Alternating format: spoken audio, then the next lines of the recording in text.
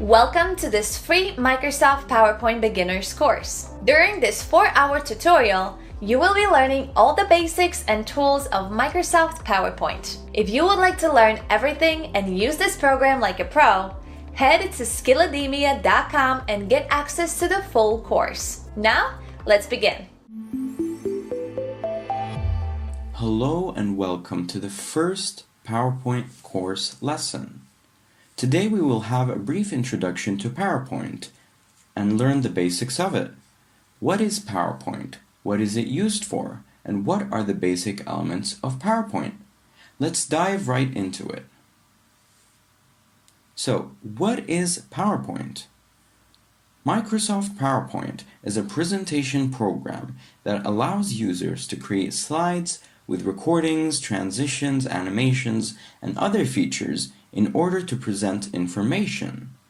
And pay attention to the words that I've highlighted because slides are very important and the whole point of PowerPoint is to present information. Moving on. PowerPoint exists within the Office family of programs alongside other programs such as Word, Excel, Outlook, Access, and OneNote. You probably heard of Word, which is mainly used for text, and Excel, which is mainly used for creating tables and spreadsheets. But in this course, however, we will be focusing on PowerPoint alone. So, what is PowerPoint for? In order to be able to use PowerPoint efficiently, we must first understand what PowerPoint may be used for. The first is academic purposes. PowerPoint may be used in academic circles, it may be used in learning environments such as schools, universities, and other institutions. So it may be used to present information for research, for scientific articles, for homework, for historical projects, for example. There are so many ways that you could use PowerPoint for your school. As for the second purpose, it is professional purposes. PowerPoint is a very important tool for companies and businesses to present very important information, to present crucial information to the companies. This could be charts, tables that talk about performance reports or about sales reports, and there are many ways to projects, proposals, and so on. PowerPoint may also be used, not very commonly, for casual purposes. So PowerPoint may be used amongst family and friends to talk about things in a more fun and light way. So friends may use PowerPoint to tell their other friends and catch them up with recent events in their lives. And that's just one example. It could be said that PowerPoint is used for presenting the following. Ideas. For example, you might want to discuss the idea of happiness, what it is, and so on. So you would use PowerPoint to talk and discuss that idea. And you would also use it to present information, such as definitions, examples, reasons. Moreover, we have proposals, so you may use PowerPoint to propose certain ideas, projects, or research ideas. PowerPoint may also be used for overviews. If you have done a project or a research, you might want to report the significant results that you have through PowerPoint, as it would be quite helpful. PowerPoint is used in many different ways that could enhance the way that you present your information. So, how does it work? PowerPoint works through the following basic elements: slides, media, objects, transitions, and animations. So let's start with the first. The basic and most important building block of PowerPoint is slides. This is where your information is presented. So instead of presenting your information on a single piece of paper, PowerPoint presents it on a number of slides that could be as little as 1, or it could be as much as 100 or even more. There is no limit to it. So, These slides help you organize your information in bits and pieces that are understandable for your audience. At least this is how it should be used. Slides are very important as they help you manipulate and influence the attention of the listeners. So you could make them focus on a certain point or take their attention from another point by presenting your information throughout the slides in a unique way that would help them process it the way that you want. Secondly, we have media, where you may include or insert images to your PowerPoint, like the upper right. You may also add GIFs to your PowerPoint, like the upper left corner. And lastly, you may also add a video to your very own slideshow. Here we have a free Figma course for beginners, for example, and we can even start the video within the slideshow. Moving on, we also have objects. Objects are considered the second most important building blocks of PowerPoint. They are used to illustrate and demonstrate the points you are trying to make. You could create circles, squares, triangles, and many more different shapes to illustrate your points, as well as write. You may add text boxes, or you may even write on the shapes that you've created to talk about the points you're trying to make. Moving on, we have animations. Animations are the thing that brings your objects to life and brings your whole slideshow to life. So you may insert objects, or you may emphasize them by turning them around, making them bigger, making them smaller, changing their color, or even making them disappear. This is quite important again because this is how you may control or influence the attention of the listener in an interesting way, but you need to make sure not to make it too distracting. Further in the course, we will learn how to balance our slideshow to make it catch the attention of the listener but not be too distracting. Lastly, we have transitions. Transitions are the movement between one slide and the next one. Transitions are quite important because they also play a role in affecting how people view your slideshow and how they see their information. It could either be a smooth transition or an interesting looking one. It could also capture the attention or perhaps even distract the audience in a way, and at the same time it may convey meaning about the information in your slides. So for example, just like in this slide, the slide may be crumbled up like a piece of paper that is to be thrown aside. This conveys a certain meaning about the information in your slides, as if it's not important. This concludes our brief introduction to PowerPoint, where we learned the basics of PowerPoint, like what it is, what it can be used for, and the basic elements of PowerPoint.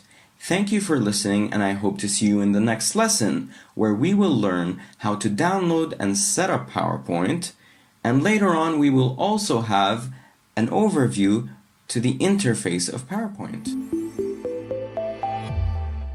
Hello and welcome back to the second lesson of the PowerPoint course. Now we will learn how to download and install PowerPoint. So the first thing we need to do is go ahead to our browser, go to Google, and type download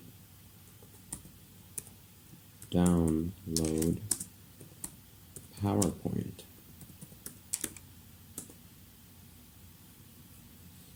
Now, the first link that's going to pop up is by Microsoft.com, which is a trusted site. So we will go there. So as you can see here, this is the official website. Make sure that it's Microsoft.com and not any other website. We can see that Microsoft PowerPoint, get it now with a Microsoft 365 subscription. So there are two versions of Microsoft that we can get. The first version is Home and the second one is Business. Now, if you're getting PowerPoint for yourself or for your family, then you would be going for the Home version. because this is just a very simple version. It could be for you as an individual or for your family comprising of maybe 6 people.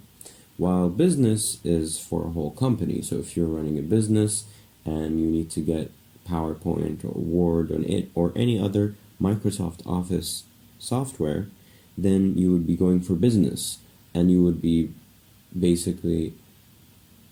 providing PowerPoint and all the other Microsoft Office softwares for all of your employees. This could be 10 employees, 100 employees, 1,000 employees.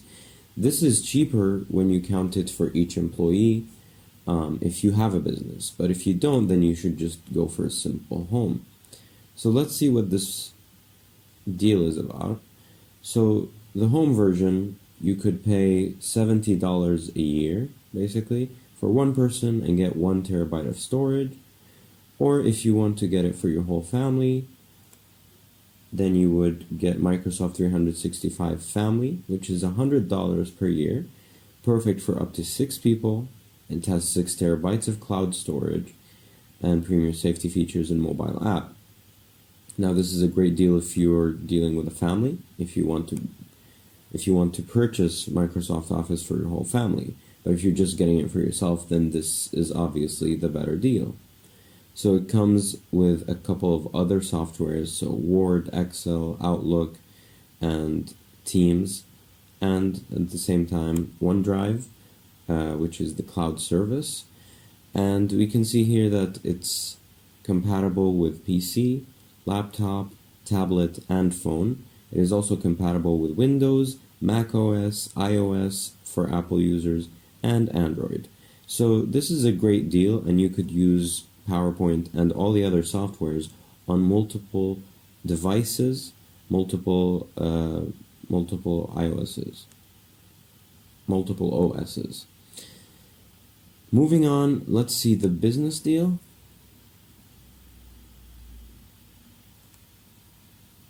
Now the business deal is a little more complicated, but basically you are paying for each user and monthly.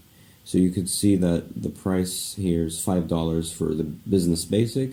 So $5 per user per month. So each user is going to be using it, let's say, for a year. So that would be $60 per user. Let's say you have 10 users, so you'd be paying $50. $50 per month if you have 10 users. And if you want to pay for the whole year, calculate that and you get that number. And you have better deals here, apps for business, business standard, business premium. You can take a look at the differences between them. The more you pay, the more features you get, the more different applications that you can get. But this is, of course, depending on whether you actually need these features and these extra applications. Otherwise, you can just go with the business basic. It is the cheapest, and it has the basic elements, the basic applications that you might need in a company. Let's go back to the download now. So what we're going to do here is, if you want to buy it, you can go buy now for home, for business. So let's say we want to buy it for home. We can go ahead here. So we can see the deal. Let's say we want to take the individual one, personal. So we'll go press on buy now. After that, you're going to enter your password.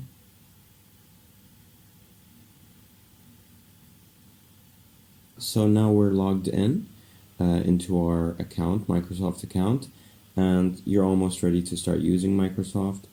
So we press on next, select a way to pay. Then basically you will be selecting your way to pay, credit card or debit card, or PayPal, mobile phone. Whatever way you want to pay, you can pay. Go ahead, review and confirm, and then you can start getting Microsoft Office. And then you can go ahead and get Microsoft Office. However, for our purposes, we're going to go with the free version. So we're going to try it for free. We're going to try for home. And you can go ahead with me if you'd like to purchase it, or if you'd like to try it for free. You can follow my steps and it should be very clear. So I want to try it 1 month free. They give you that option. So they will still ask you to select a way to pay, even if you try to go over the step. They're still going to ask you to select a way to pay. So then you're going to use credit card or debit card. Let's pick a payment. Again, they will not charge your credit card until a month is done. So remember to remove that. Or if you'd like to continue with your subscription, then you don't have to remove your information. You don't have to cancel it. So now we've reviewed and confirmed it. Now we can get started with your subscription. Let's go. So now they're telling us we can download the mobile apps, but we'd actually like to download it on our PC. So download your desktop apps. So let's go ahead here.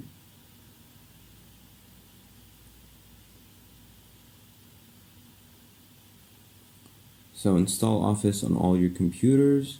Get stuff done seamlessly at work and at home. Let's install Office. Choose language. So you may choose English or whatever language you prefer. Choose a version. So let's see what versions there are. So depending on the properties of your PC, it could either be 32-bit or 64, or you may leave it at default version. Let's leave it at default version for now. And let's start the installation. Alright, we just press save.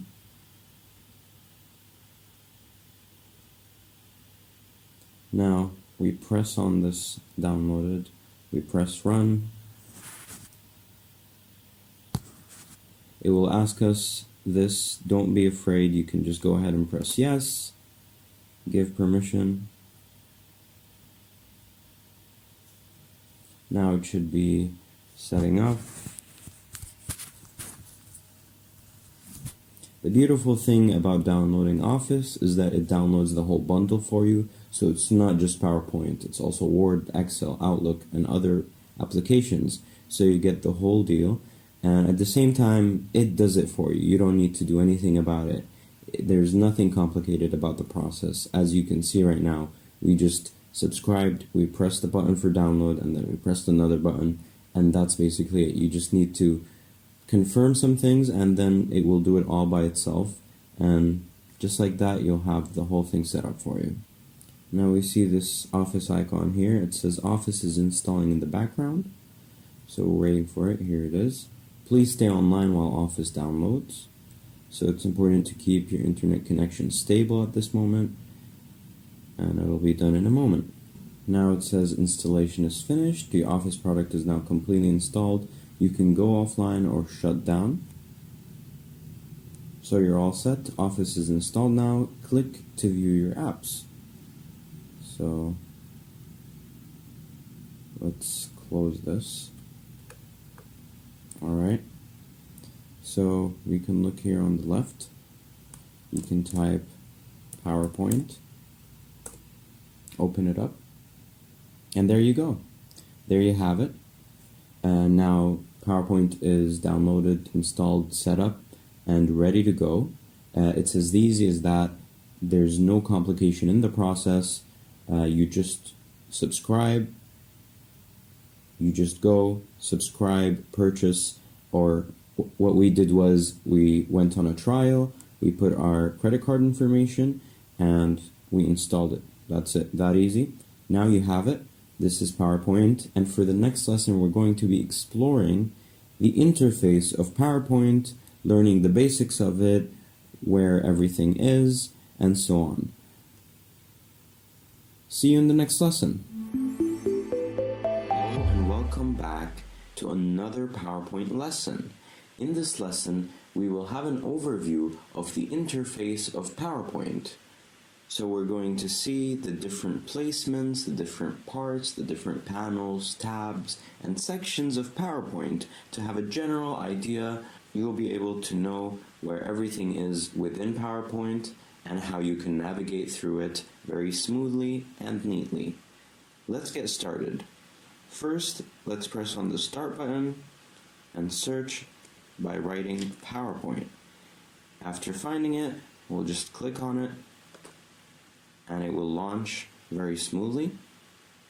So the first screen that pops up right here this welcome screen. It says good morning here. So let's start from here. So here we can find first a blank presentation along with some different templates, different themes that we can use.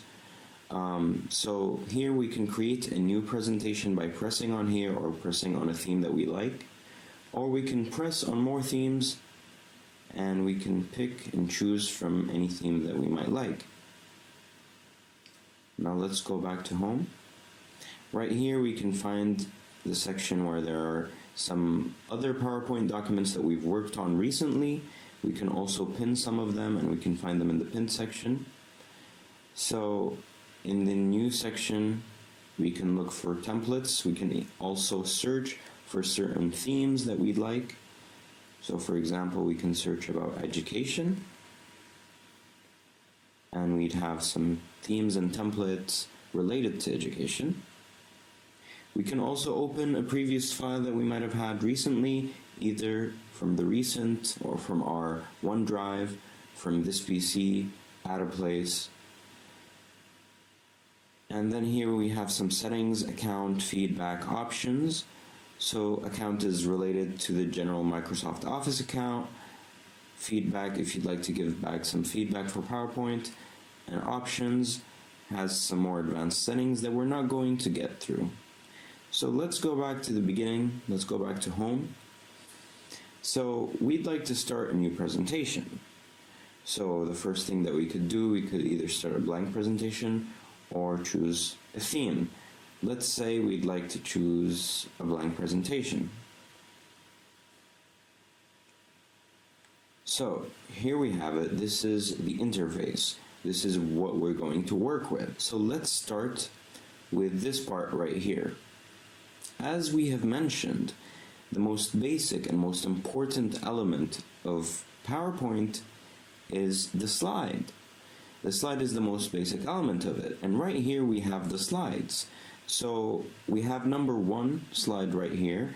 So this is the slide that is chosen. This is the slide that we're working on. And as you can see, it's outlined right here. So this is our canvas. This is where we're putting our work. This is what's going to show to the listeners and the viewers. And everything outside of it right here in the gray area is not part of the presentation. So everything in the white area is, and the gray area is not included. So when we have one slide, it's going to show here. When we have another slide, it's going to show right below it. And we can have many, many more slides below it. So this is the slide section. If we add a new slide, we may navigate from slide 1 to slide 2 just by pressing on them. So below we have this narrow strip. It gives us some important information like which slide we're on, what language we're using. It gives us some information as well, some controls like zooming in and out, and other controls. Above here, right above here, we have some important aspects. This is what we're going to work with mostly. This is where the tools are. So right above here we have many different tabs. So we have home, insert, design, and so on. These are important. Each tab contains within it many different settings and different tools. So for example, in the home tab we have some tools here, but when we go to insert we have completely different tools, and design has also other tools. And this is how it works. You go to each tab and the tab shows you the different tools that you'd like. And let's start with the first tab, which is home. So this tab gives you some very basic shortcuts, gives you some controls that you can do very quickly in regards to the slides, so you can create or delete slides. In regards to the font, you can change the font, change the color, the boldness, so on and so forth. You can also alter the paragraph, alter things in the paragraph, whether it's aligned to the left or aligned to the right, so on and so forth. You can also draw by adding different objects and arranging them, organizing them, and also edit. We're going to go further into detail with each section, I promise you. However, right now, we're going to take it all in very briefly, very simply, without going into the details. So, this is the Home tab. We move on to the next one, which is the Insert tab. As the name indicates, this is where you insert any kind of media. So it could be slides, or it could be tables, it could be images, illustrations, add-ins, links, comments, texts. So as you can see here, they show the titles of each part of the settings, so it's very straightforward for you. So here you can insert your media or tables and slides. Moving on, here you have some designs. So when you'd like to change the design of your theme, you can still do it later on. Even if you finish your whole presentation, you can still change the design, so don't worry if you're not completely satisfied with your design. You can change it from here. You can also change the coloring of your design, the color of certain aspects of your design, the fonts, effects, and you can change the slide size, format background, many different options. So this section is related to everything about the design of the slides. This is where you can unleash your creative and artistic self. Moving on, we have transitions here. As I mentioned before, transitions is how one slide moves to another. So we have slide 1, and this transition section determines how slide 1 goes into slide 2. So is it a push kind of transition? Is it a wipe kind of transition? You can determine it all from here. You can also determine certain aspects like timing, sound, duration of it. We'll explore those later. Here we have animations. So you may animate your objects to do certain movements, to appear or disappear. You can change the timing of it. Here you have the animations. And here you have advanced animations. We're going to learn about that very later on. And we can also play with the timing of the animations. If you want it to last longer, or if you want it to last shorter, you want it to be delayed or not, you want it to start with the click of a button, or you want it to start immediately after you put the slide. These are things that you can determine from here. So this is the animations section. These are the panels. Here we have the slideshow section. So the slideshow is concerned with how you view the slideshow or how you present it. So you may present it from beginning or from the current slide, for example. You may also record from here. There are very cool options that you can use here for your presentation. This is also a whole section dedicated to recording. So you can record a video of your presentation. You can record just a screenshot, a screen recording, video, audio. We're going to learn the differences between all of these things, and we're going to be experts in how we deal with our presentations, so no worries for now. Right here we have a review. So this is related to the proofing, language, translation, and comments of your presentation. Right here we might add comments, for example. So if you're reviewing someone else's presentation, you may insert some comments for them to see, to correct, or to change anything. And we have some other options as well here, where we have comparisons between different PowerPoints, perhaps between different slides. We will see that later. And here we have view. So this determines how you view the presentation as you're editing it. So it could be the normal view that we have right now. It could be another kind of view. It really depends on how you want to use it. It could also be a reading view like this. It doesn't have to be an editing view. There are many different ways to see it. You can also play with the colors, with the zooming, with the direction of the PowerPoint. There are many possibilities within PowerPoint. This is what makes it so great, that you can change a lot of things. There's always an option. There's always a way to reach your goal. So it's very much an open space for creativity. So feel free to explore within it. Feel free to learn through it. And I'm going to guide you on this journey to learn every single thing about PowerPoint, from the basics to the most advanced details. So lastly, we have help here. You may not use this part very much, as it's intended for when you need desperate help. So you can go right here to help. It will take you to this panel here where you can, if you have any questions, if you have any things that you don't know, things that you want to learn, you can go ahead from here and remind yourself or learn from the beginning.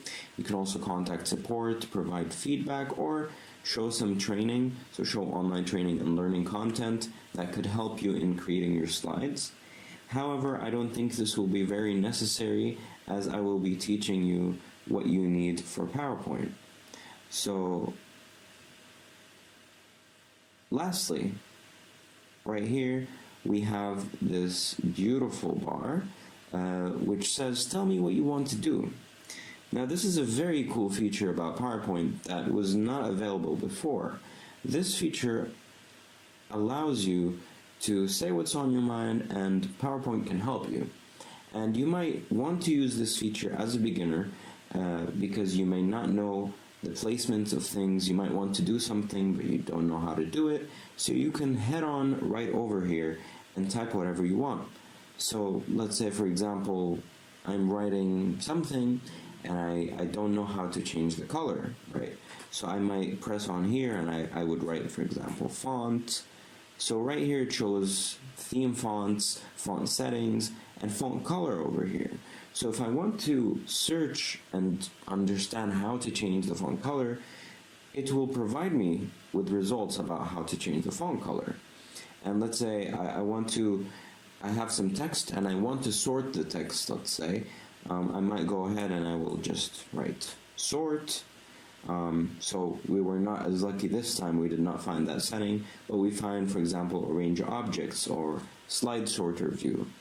So you may not always find what you need, but you will find some alternatives, you will find some options that might be useful to you. So always keep that in mind. If you ever want to do something that you think is possible but you don't know how to do it, then go right there and write it.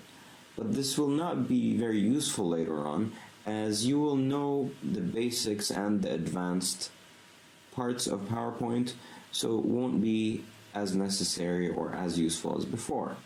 But you can use it now as you are learning.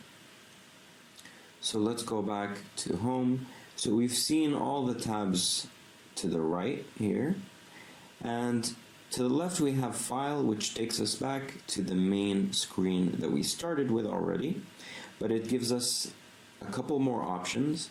So now that we have already started or created a presentation, now we can do some controls in regards to that presentation. So we can go to Info. Info allows you to do some advanced settings, let's say, where you can protect your presentation with a password, for example. You can inspect your presentation for certain issues, and you can also manage your presentation to see if there are any unsaved changes or if there are, let's say, previous versions, to recover them. And right here we have the Save button.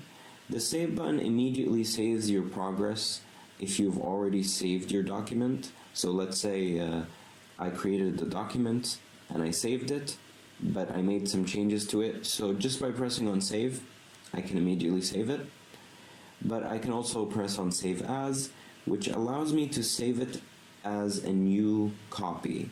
So for example, when I press on Save As, I can choose a certain document here, and I can press on it.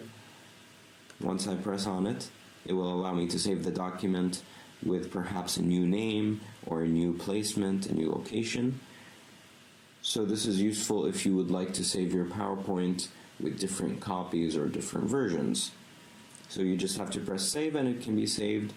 And from here you can also change the format that you'd like. If you'd like to save it as a PDF or as a template or something, there are many different formats that you can save it in. Continuing from here, we have also the print option. If you'd like to print your slides, you can go ahead from here. It gives you options in regards to what printer you're using, whether you want to print all slides or print the current slide, or there's a custom range you'd like to insert. So let's say I want to print from page 6 until page 7 or 10, let's say. so it would understand that this is not valid. So we need to learn how to write it. It could be, sorry. This is because we don't have a range right now, so we could write 1 to 2, and it would be printing it. However, we don't have a printer right now. So we can also choose how they are printed. So we want to do a full page slide, or we want to put 2 slides in 1 page, 3 slides. These are advanced options. If you'd like to print it with color, grayscale, pure black and white, this is all up to you. These are settings that you can explore, and we will also explore later on. So no worries, no need to memorize anything, no need to keep anything on your mind. This is just a very brief and friendly overview of the interface. I'd like to remind you of that. So here we have the share option as well. You may share it with people through email or present it online. You may also save it to the cloud. These are options that you have. Export, you may export your document as PDF, XPS, a video. There are different options. However, you can do the same thing as well when you're in the Save As option. And finally, you can also close your PowerPoint through here, or you can just go ahead and close it from here. So let's go back to this page. So here we have our presentation, we have our canvas here, we have our slide here. We don't call it a canvas. And you may notice that there are some shortcuts, or that there are some buttons that can help you navigate the application. For example, you may have some buttons here that could be very easy access, and at the same time here, for example. And just a brief overview, this button is intended for saving, and this button is to undo something that you've done. So this is the equivalent of a Control-Z. So if you've done a mistake, you can just undo that mistake. And if undoing the mistake was also a mistake, then you can also redo it. So you have different options here. And right here, you can also start from the beginning. You can start the actual presentation. Now when you press here, it will open up the presentation as it is supposed to be presented. So when you are presenting, you're not going to show your presentation like this. This is the editor view. No one else should be able to see this. So what people are going to see is when you press on this button, and then this is what they're going to see. And this allows them to see the transitions, and this allows them also to see the animations. So exactly as you've planned it, exactly as you've orchestrated the whole presentation, they will see it according to your plan. So that is something that is very essential for you to pay attention to. And just going back here, you can start the slideshow from here as well, or you can put it in reading view that we've seen already, like this. So this is basically the same as the projector view, the presenting view. However, it just it doesn't make it full screen. That is the only difference. Here you may see the slides, all of them. So if we have many slides, they will all show in totality. So if you'd like to take a look at all the slides at once, you can put this view. And this is the normal editor view. Moreover, you might find some notes here. Some people prefer to add some notes to their presentations. So these notes are only there for the presenter. So for example, if I'm presenting about a certain issue, I might write myself some hints in the notes section, or I might write the main topics that I want to discuss in this particular slides. And if I write AA here, the next slide will not have the same notes. So each slide has its different notes. So if you're presenting something, you may leave notes that help you with slide 1, and then different notes that help you with slide 2. That helps organize it and make it easier for you to present, if that's how you like to do it. Until now, we've reviewed almost every part of PowerPoint. We've seen the interface, we've seen the different tabs in here, we've seen the different settings within the tabs, the different tools that we may use to our advantage. Although we did not go into detail, I believe that you should have a good idea right about now about where everything should be. And again, PowerPoint is a very straightforward software. Even though you might not know how to use it, it is very straightforward, it's direct, it tells you where things are, it's organized in a way that is logical, it makes sense. So if you are searching for a certain tool, you can just read the tabs and you can probably figure out where that tool should be, if it exists at all. And other than the tabs, we've also examined this narrow strip to know the different settings and shortcuts here. We also learned about the slides over here, how to navigate through them, how to start the presentation, as well as these settings in the beginning, how to open a new document, start a new document, or open an old document. We also learned how to save the file that we have, save it as something else, and at the same time export it in another format. So if we'd like to have this presentation in PDF, we can do that. And this basically sums up the interface overview of PowerPoint. By now, you should be able to know where everything is. You should have a general idea of where the tools you want should be, and you should also understand the logic of PowerPoint, how it organizes its tools, and the capabilities of it. Although I did not go into details, you should know what type of tools you can probably use. But at the same time, I believe that I will still be able to surprise you with certain tools that are very helpful, but you might not have thought of. This sums up our lesson. Thank you for listening, and see you next time. Hello and welcome back to another lesson of the PowerPoint course. Now we move on to the next section, which is basic design. After learning how to download PowerPoint and getting to know the general interface of PowerPoint, where everything is, now we can actually start learning how to use PowerPoint. Now this section is divided into 5 main parts. In the first part, we learn how to create and find templates to our satisfaction. So basically, we want to find a template design of PowerPoint that we actually like and we want to work with, or we might even create our own. In the second section, we will learn how to create and organize objects. In the third part, we will be learning how to format text, so this could be changing color, changing font, and so on. In the fourth part, we will be learning about inserting media, whether it's a video or an image or an audio or even a GIF. In the fifth and last part of this section, we will be learning how to create tables, charts, diagrams, and so on. So let's dive right into the first part of this section with the templates. So there are multiple options when it comes to templates. You could either go with a blank presentation like the one over here. So you could go with this presentation and you could create your own template. You could create your own objects, design it however way you want. But this is very time consuming and it also requires a lot of artistic skill. So you need to design it from scratch.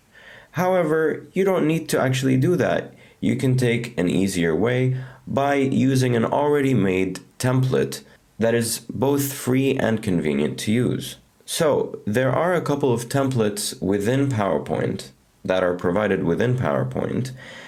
We just need to press on more themes over here, and PowerPoint shows us many themes or templates that we can use for our presentation. They're all free and easy to use.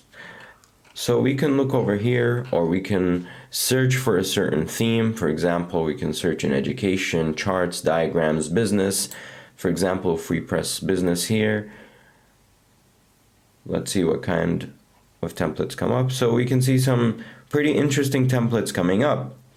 So what we need to do is basically press on one of the templates that we like, We can see how the template looks. There's a description of the template, and we can just press on create, and it will download the template for you, and it should be ready to use. So here's the template. We have the first slide here. There's the presentation title, presentation tagline, month, and so on. Down here with the second slide, we find another title here, and you can find some text here, some Latin text like lorem ipsum. This is basically just a placeholder. It's just a place for you to write your own text. So we can see here that there's an image as well. You should not be leaving these images as they are, but you should be replacing them with your own images. You should replace all the text with your own text. This is how a template works. So you can find that there's a chart here, for example. You should input your own information within the chart. There's also a table here. There's many things that you can use here. So some templates are more detailed than others. Some templates, they provide charts, tables, and so on. Others might not. So you need to choose a template that provides you with what you need. Alternatively, you could also create these things by yourselves. So if the template doesn't provide you with a certain chart, you can make it yourself, and we will learn that further on. It will not be too hard. So let's say we did not like the templates here. We do have one other option. So you can go ahead and head to your default browser and search for PowerPoint templates. Now the website that I use is called slidesgo.com. You could also use other websites as long as they're free, or if you want, you can even subscribe to them. But let's go ahead with slidesgo.com. So here it says free Google Slides and PowerPoint templates to boost your presentations. Now this site is not completely free. Some of the templates are paid. So you can see here it says premium. So this template we can only use if we pay for the site and we subscribe. However, there are many free templates that are very cool. So for example, here you can see this template. It looks abstract, so you can use it for many different things. It's not a specific template. Even though it says cholera disease, it doesn't have to be about that. Here, however, you can find, for example, it may be family themed. So if you're doing a presentation that is related to family, you might use this. Here you have a Greek restaurant themed template. So if you're doing any presentation related to Greece or Greek culture, you might use this one, so on and so forth. So you have many examples of this. For example, if you're doing something about chemistry, you might want to use this. It has cool illustrations. As you can see, there's a cool animation here. Or if you're doing something Chinese, you could use this. So as you can see, the website has a lot of diversity, a lot of diverse templates that you can use. You can go see more. You can go to recent, popular, education, business. You can search for anything that you're interested in. So let's say, for example, we're writing something, or we're making a presentation about school. So we want to write school here. We go ahead and we find some templates related to school. So school assignments, Spanish language school center, elementary school weekly planners, school game board. So whichever one suits our purposes, we can use it. And as long as it's free. And some of them, they have extra information here. It says infographics. So this is less of a presentation perhaps and more of an infographic. So it has a lot of information. So if you're looking to provide a lot of facts, a lot of charts, a lot of information generally, then you should go for such a template. So let's say we want to use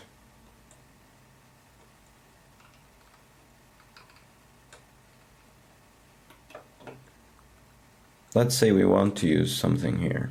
Let's pick something here that we'd like to use. So this is premium, so we can't use it.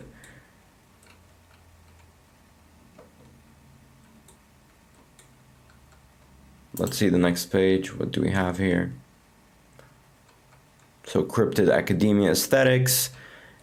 There are many different ones for different occasions. For example, no example. So let's say we'd like to use this template in particular. So we can go ahead here. So there's two options. Download this template either as Google Slides or as PowerPoint. So as we are using PowerPoint, we will press on this button. So the download will begin shortly. Meanwhile, we can check the different slides. So we just click save here so it can download. So we can look at the different slides here. We can see that the second slide has contents of this template. It has table of contents 1, 2, 3, 4. It has some illustrations here. So it seems like it's filled and it has many places where we could put our own information. So let's check it out. Let's press here. We press on the downloaded PowerPoint and it should come up in a minute. All right, here we go. So PowerPoint here says that it is in protected view. So we need to first enable editing. When we enable editing, we should be able to edit the template. So there you have it, the whole template that we just saw, we have it in our hands. It is completely free and we can change it into whatever we want. So now we have this template here, we can check the slides and there are many slides. There are different types of slides that you can use. So for example, if you're talking about multiple things, you want to compare between 3 things, you can put them here. If you're having perhaps a certain step kind of thing, so step 1, step 2, 3, 4, so some kind of list. Here you have a map, so if you want to talk about something related to the world map, you want to make a comparison between different companies in terms of your topic, you can use the map here. And there are many different aspects of it. And this is what makes this website very cool. All the templates that they provide have so many details and so many possibilities. While the templates that PowerPoint provides are actually not that detailed. They don't have that much within them. So I always prefer to go to slidesgo.com or any other website that you would like, as they have a lot of different options, as you can see. So when we go down here, we find instructions for use. This is available in every single slideshow that they give, in every single template on that website. So this instructions for use tells you how to use it. You don't need to read these parts, but you can come here, fonts and colors used. So it gives you the color codes that are used in this template in case you want to use them. It also gives you story set, so it gives you these moving GIFs, I'm assuming. Here it also gives you these diagrams or these shapes that you can use, and also gives you a whole world map, and it is in high definition, so you can actually enlarge it and use it however way you want. You can also choose certain countries within it. For example, like if we want to talk about the US, let's say, we can press on it and we can press on it and we can try to move it. So you can focus on any certain country you want. For example, you can bring a picture of the globe from any different side. And there are many different icons that you can use here, which makes this very cool, because when you are making your PowerPoint presentation, you need to be using icons, you need to be using diagrams, you need to be using illustrations that help the readers or the listeners understand what you're trying to say. Because just putting text out there can be very bland, it can be boring. People might not understand what you're talking about, because you will be talking for a long time maybe. And icons serve the purpose of giving an idea just like that, very quickly. So you don't even need to talk about something. You can just put an icon and people will immediately understand. So when you put, for example, this icon right here, this icon immediately gives you the idea of location. So instead of mentioning and talking about a location, people can immediately look at the icon and immediately understand what you're trying to say. So you should be using icons or images or illustrations, whatever you prefer, to make your presentation more understandable. And at the same time, these icons would also make it more interesting to look at. So there are many, many more icons that you can use in different aspects. You can check those out by yourself. So here we have it. We found a template. Now we have it here. But let's say I don't particularly like the color of it, for example. So the question is, can we change the color of this template? Let's say I don't like the color purple and I want to change it. So can we actually change it? So what we need to do is go to this part, design. Since we're making the template, this is the main part we're working with, right? So as you can see, there are other templates within PowerPoint here if we'd like to change it, but right now we're working with this template. So what we're going to do is go here to format background. So the background includes a certain color. So this is the background that we're working with here, right? So we can make it, let's say, orange. That's not orange. We can make it yellow. Can make it blue. Okay, this might work a little, not so great. And we can make it whatever color we want, but this only changes the color of this one background. It doesn't change the color of this background as well, or this background, right? And we don't want that. We want to change the color of the whole template, not just the background, right? So then here's what we will do, is we're going to go over here, variants, and we're going to press on this little button over here, and it's going to show us the word colors. So now we can go down and change with the colors. But as you can see, the colors are changing the whole colors within the template, not only the background, right? So when we're going down like this, the person's hair is changing, the color of the chair is changing, and we might not want that in particular. You might go ahead and scroll here to find any particular one that you like. For example, this might look a little natural, so you might press on that, and it will change all the colors of the whole presentation, right? So you can see here, it's changed. Now the background is white. There's green, yellow, orange, all of these colors, but let's say they're not suitable. So we're gonna undo that over here. So we undid that. Let's also undo further back to the beginning, just to make sure everything is intact. So right about now, the template is just like it was before. Now we want to change, let's say we just want to change the background color. So we're going to go to the same place here, variants. We're going to press on this little button and go to colors. But instead of choosing a certain color scheme here, we're going to choose customize colors. So we press here, and we can find all the colors that are used in the template. So for example, you can find white here, and here it is. You can find this sort of purple here, here it is. You can find all the colors that are within this picture over here. Now what you're going to do is, you're going to choose the color that you want to change, and you're going to change it. So this right here is the color we want to change. And I'm guessing this is it. So I'm going to press here, and I'm going to choose a different color. So I'm going to press on here, and I'm going to press on save. As you can see, the color that I chose changed. So now the background is changed just like we intended. And it changed throughout the whole template, not just in one slide. And this is how you change a certain color in the template that you want. Now you have to, of course, make sure that the colors go along well.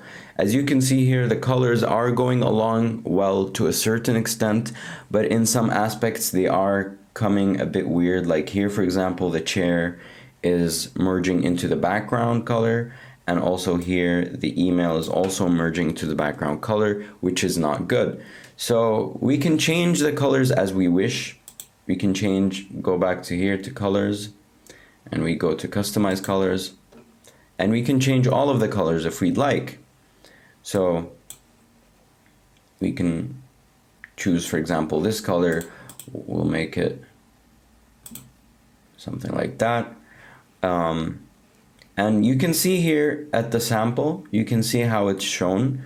So the white that we chose, for example, is like every color that we choose is displayed here. However, this is not always an accurate image of how the template looks like. For example, the background color here is orange, but it's not exactly orange. It's a lighter color. This is what's orange, which will be these little spots. So as I said, it's not completely accurate, so I don't recommend looking at the sample, but I recommend looking at the template itself and seeing which colors are represented here.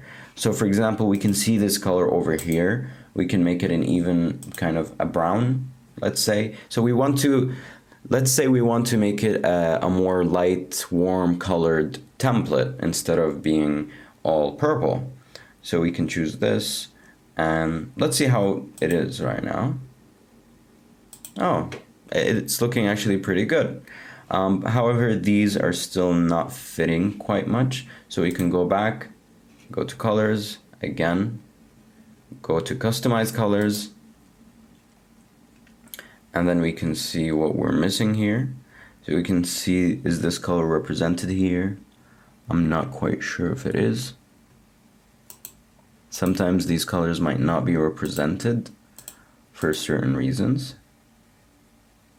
I think this is the hair. So the reason this is not represented, I'm guessing, is because it is a shape in itself. So it's not represented because it's actually transparent. So we can go back to customize color.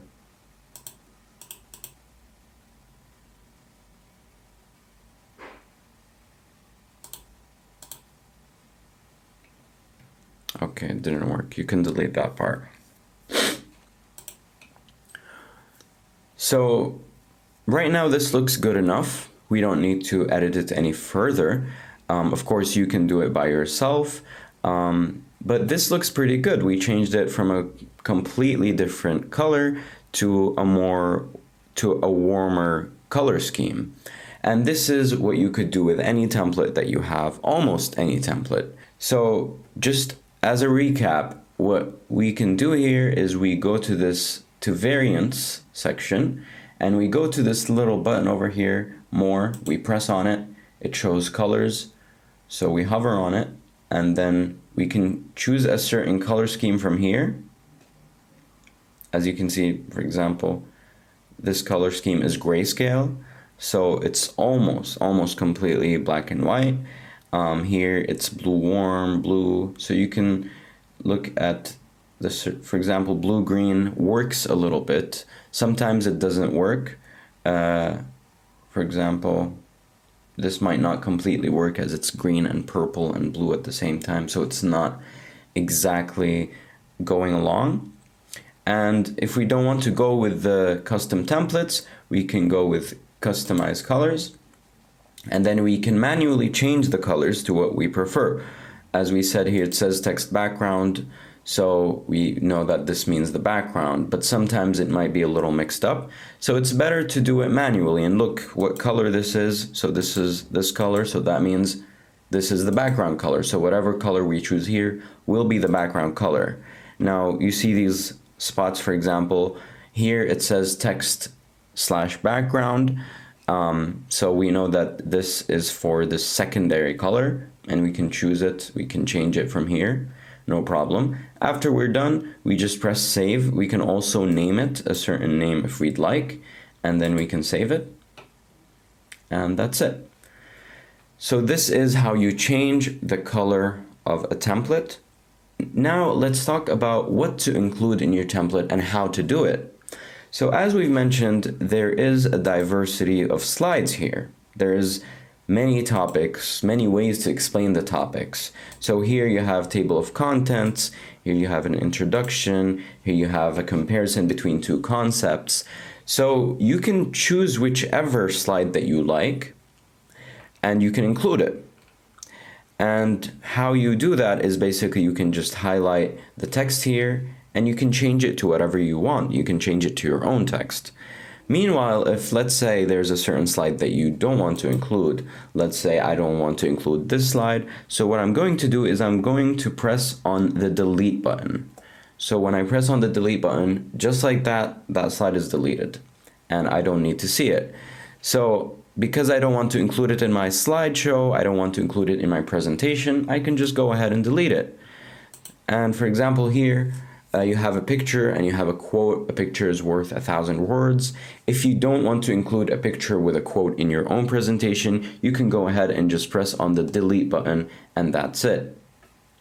Again, this icon might not work with my presentation, so what I'm going to do is I'm going to delete it. However, here we have a comparison between three things, three topics, and that might work with my topic, so I'll leave it there.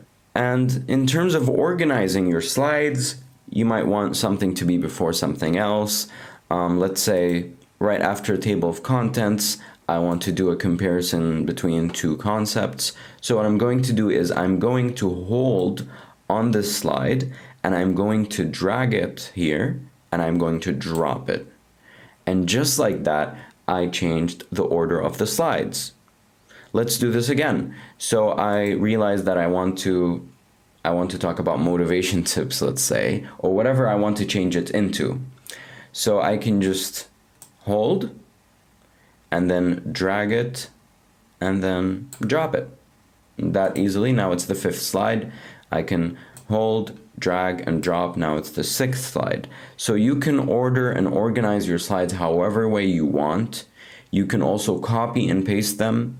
You can do that by pressing on the slide, right-clicking, and you can press on copy, and then you can press on any empty space, and you can press on paste. So here you have paste options, use destination theme, keep source formatting, picture. So for now, we're going to press use destination theme. So just like that, we copied this right here. It's the exact same. You can also do this by pressing on the slide and then pressing Control C and then holding Control and pressing V. Just like that, we made a copy. So this is how you create or how you choose a template, how you change the colors to your satisfaction, how you choose and delete certain slides, and how you copy and paste them. This sums up this part of the section. To recap, we learned in this lesson how to create and find templates online or within PowerPoint, how to download the templates and start using them, how to change the color scheme of the template, and how to change the template in terms of adding or deleting, copying and pasting slides. This is it for the first part of this section. In the next part, we will learn how to create and organize objects within our presentation. Thank you for listening and see you in our next lesson.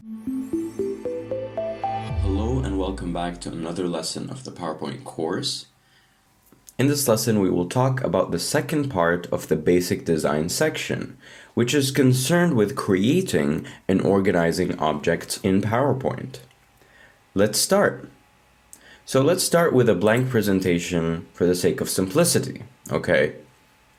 So first thing, we need to understand the objects that we have. But before we understand it, let's have a quick introduction to slides.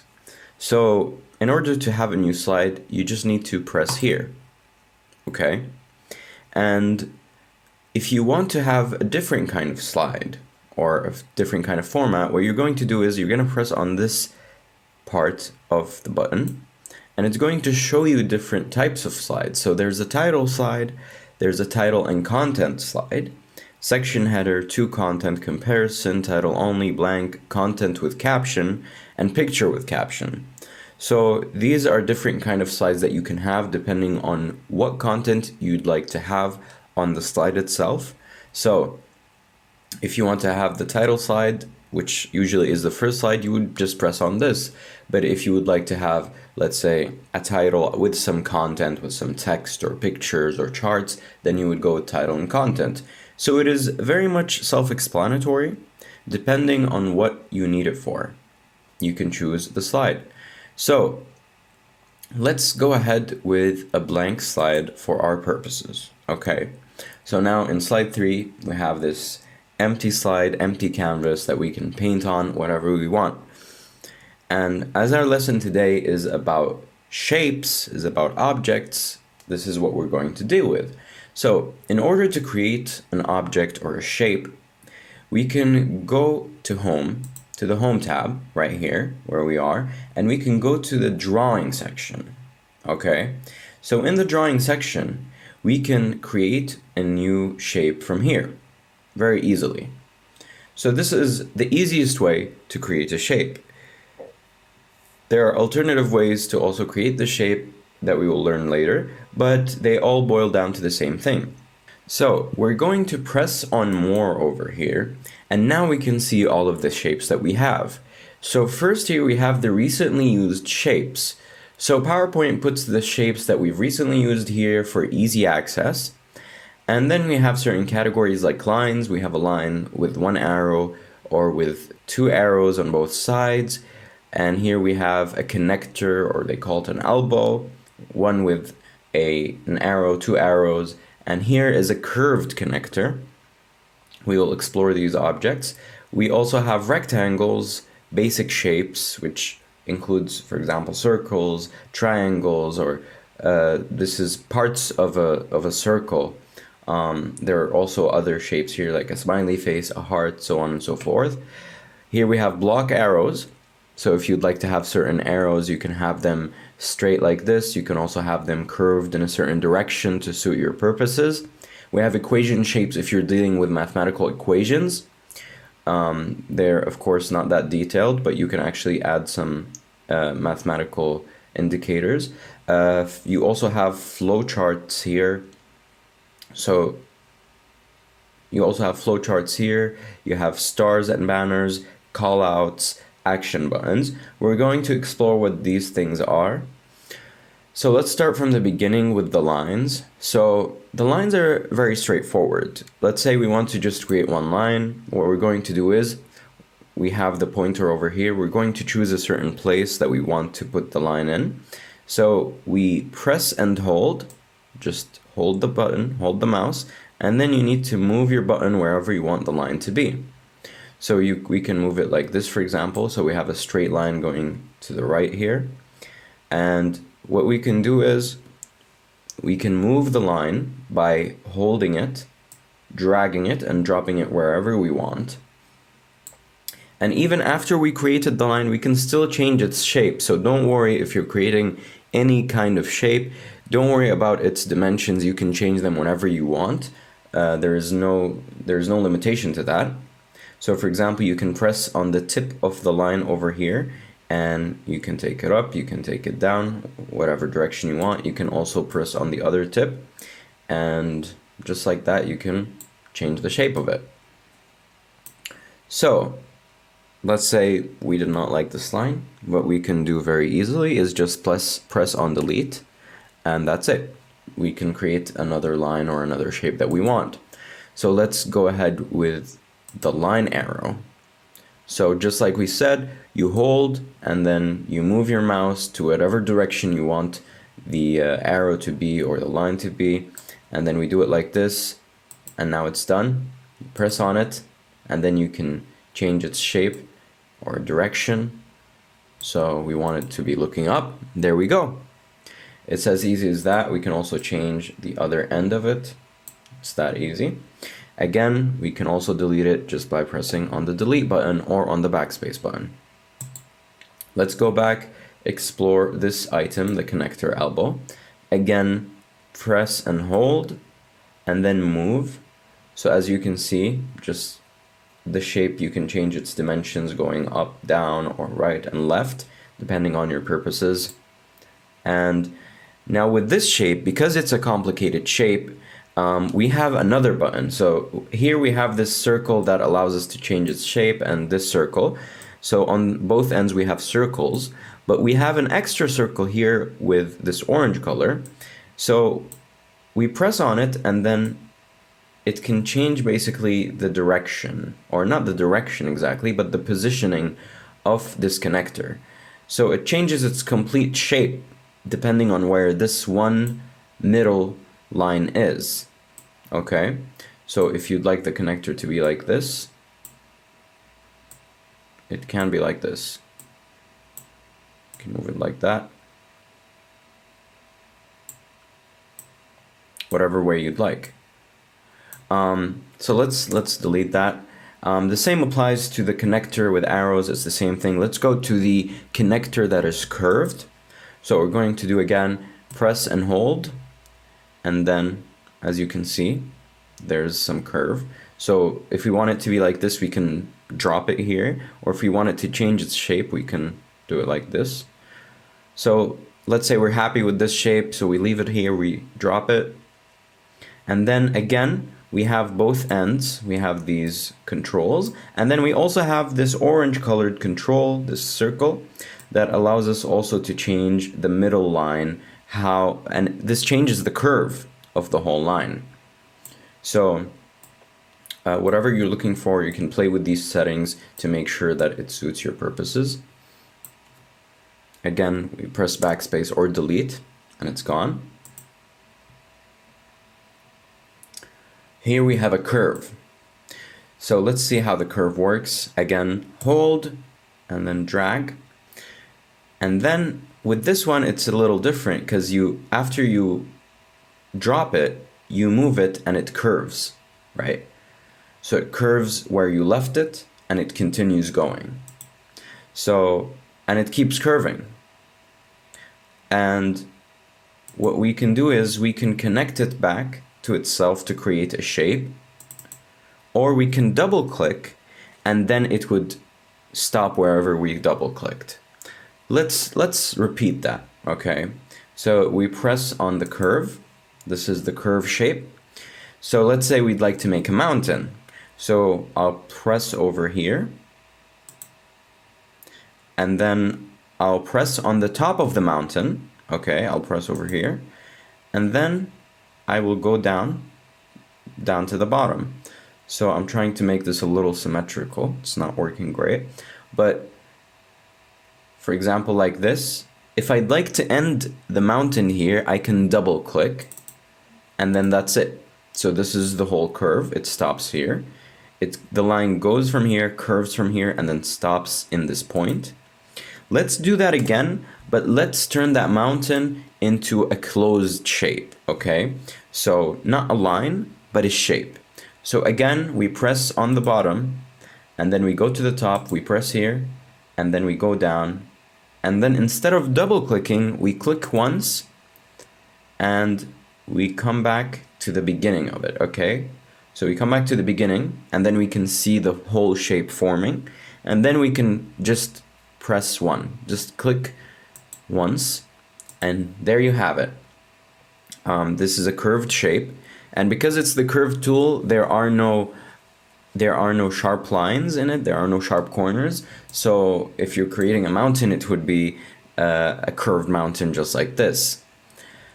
So there you have it. You could also have some different creations. For example, we can get creative with it like this.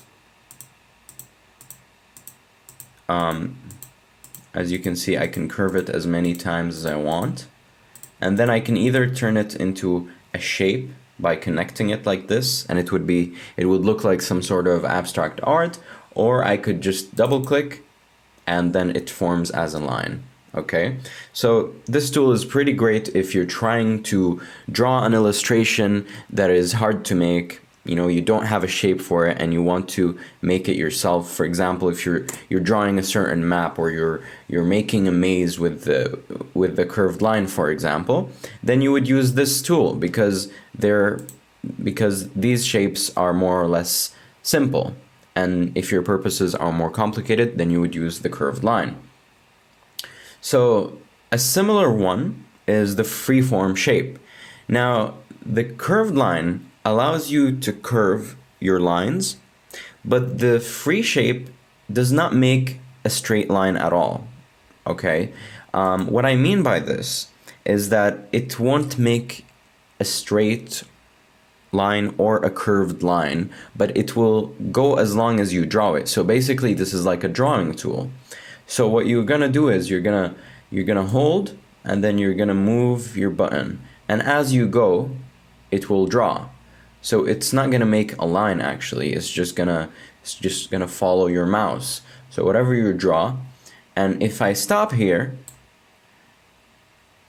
I can continue with a line to connect it back, or I can double click and have it as a line. Okay, so let's repeat that but make a shape. So this tool, okay, it's called the freeform shape. So we press on it, we move it, we hold it, and we can do this drawing. And for your information, when you hold it, you can do the freeform, but if you leave it, if you drop it, then you can do lines, okay? So now that I dropped it, I can do a line here, and then I press, and then here's a corner, here's an angle, and then I press, or I can continue by drawing. I can continue without straight lines if I hold the mouse and I move it like this, and then I can connect it back here, and there you have it. This is the shape I'd like. So you could use this to actually draw anything that you'd like. If you would like to draw a face, if you would like to draw a house with straight lines or with squiggly lines, it doesn't matter. It provides both options for you, which is really cool. So you can use this for that. Moving on, we have different shapes here. We have rectangles. These are more simple. I'm going to show you, for example, with this rectangle. Again, we hold, and then we drag, we move our mouse, and then we drop, and here's the shape created for us. When you move it from here, it changes the height and width, both of them. And when you change it from here, for example, it only changes the width. When you change it from here, only the height. But now we have an extra button here, an extra option, which is for rotation. So if you want to rotate the square, or you want to rotate the rectangle, sorry, what you're going to do is you're going to hold the button, and then you're going to move it. So when you move it to the right, it can rotate it like this. So you're going to imagine like you're holding your hand, the mouse is your hand, and you're rotating the object. So you're going around it. So whatever pleases you, you can leave it there. If I want it like this, for example, I can leave it there, and that's it. It's done. I want to put it back. I can do this, and then it's done. So here we have it. This is our shape over here. So let's delete that, and let's try a different kind of rectangle. So here we have a rectangle with rounded corners. Interesting. Again, hold, drag, drop. We have it here. We have all the buttons that we know, and we have an extra one here, an orange button. So as you probably noticed, these orange buttons help you change the shape of the object that you have. In this case, this changes how rounded this rectangle is. So it could be slightly rounded, it could be sharp like this, slightly rounded, more rounded, or completely round, right? So it's almost as if there's half a circle here, a semicircle here, and a semicircle there, okay? So this is how you can change the corners, the smoothness of the corners of rectangles with curved corners. So moving on, we have different shapes here. For example, single corner snipped. We have top corner snipped, and I'm not going to spend a lot of time on this, but we have also the same controls. We have an orange circle here that we can control. So this controls the width of the top part here. So it can be like this, it can be like that, whatever you want. And there's also this part, which controls the width of the lower part, the bottom part. So you could have a shape like this, or you could have a shape like that, depending on how you want it. The other shapes are pretty much the same. So Some of them, this one has diagonal corners rounded, this one is top corners rounded. They are different type of rectangles, but they basically have the same controls. You can explore them yourself. Now moving on to some basic shapes. We have a very important shape, which is the text box, okay? So let's press on the text box and hold, drag, drop. Now the text box is where you would write. And this is what you're going to use to insert text into your own presentation. What you're going to do is you're going to press in here and you're just going to start typing. Okay, so you're going to say hello and it's going to be there. And just like a shape, you can change it, for example. However, we're not changing the format of the text inside it.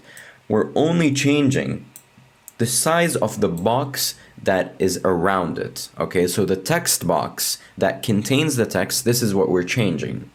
And when we press away, you can see that there's actually no box. So this box only contains the text but is not actually apparent. We will learn later on how to give it a color, how to give this box a color or give it a frame. But this box can be without color, and we can rotate the text and we can change it, but we cannot change the format except in a certain way that we will learn in the next lesson. So this is our text box. We can change the text inside it, or we can move it, we can rotate it. That's pretty much it. And we can change the format in a different way. Moving on, we have also circles, different shapes. Let's see the circle, for example. We have a circle here. So same controls, you can change the size of it. You can also rotate it, all of these things. Now, one tip though that I will give you is if you would like to create symmetrical objects or well-sized objects, what you could do is you could press the button shift. You can hold the button shift as you create it. So for example, if I want to create a symmetrical circle that is not, that is not like an oval like this, for example, what I'm going to do is, let's delete it. I'll press on the circle button and then I'll hold shift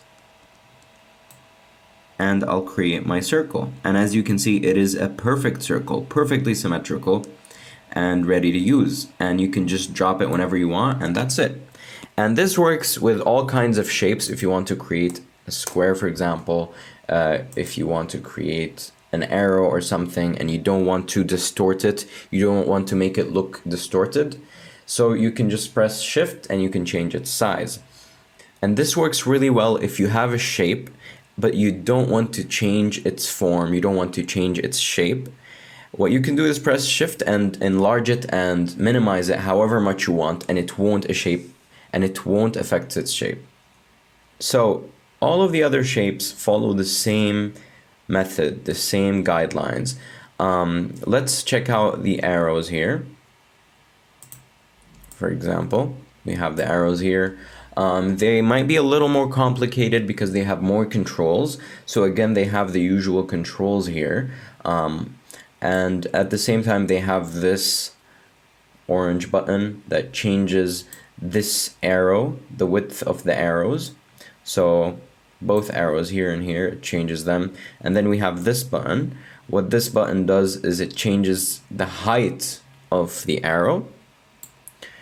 And here, this changes the thickness of the lines, not the arrows, just the lines. So you can change it into whatever kind of arrows you'd like. For example, here you have very thin lines but big arrows, or you could have the opposite, small arrows, thick lines, more or less. Whatever you want, you can change it into that just by using the controls, okay? So remember that the orange circles, they serve as buttons that change the shape of the object that we're controlling, the object that we're creating. Okay, so all of the other shapes follow the same rules and the same controls, so I will not go further into these shapes. We also have action buttons. So the action buttons are interesting because let's say we want to create this button, okay? So this button has a function, okay? So it is actually clickable.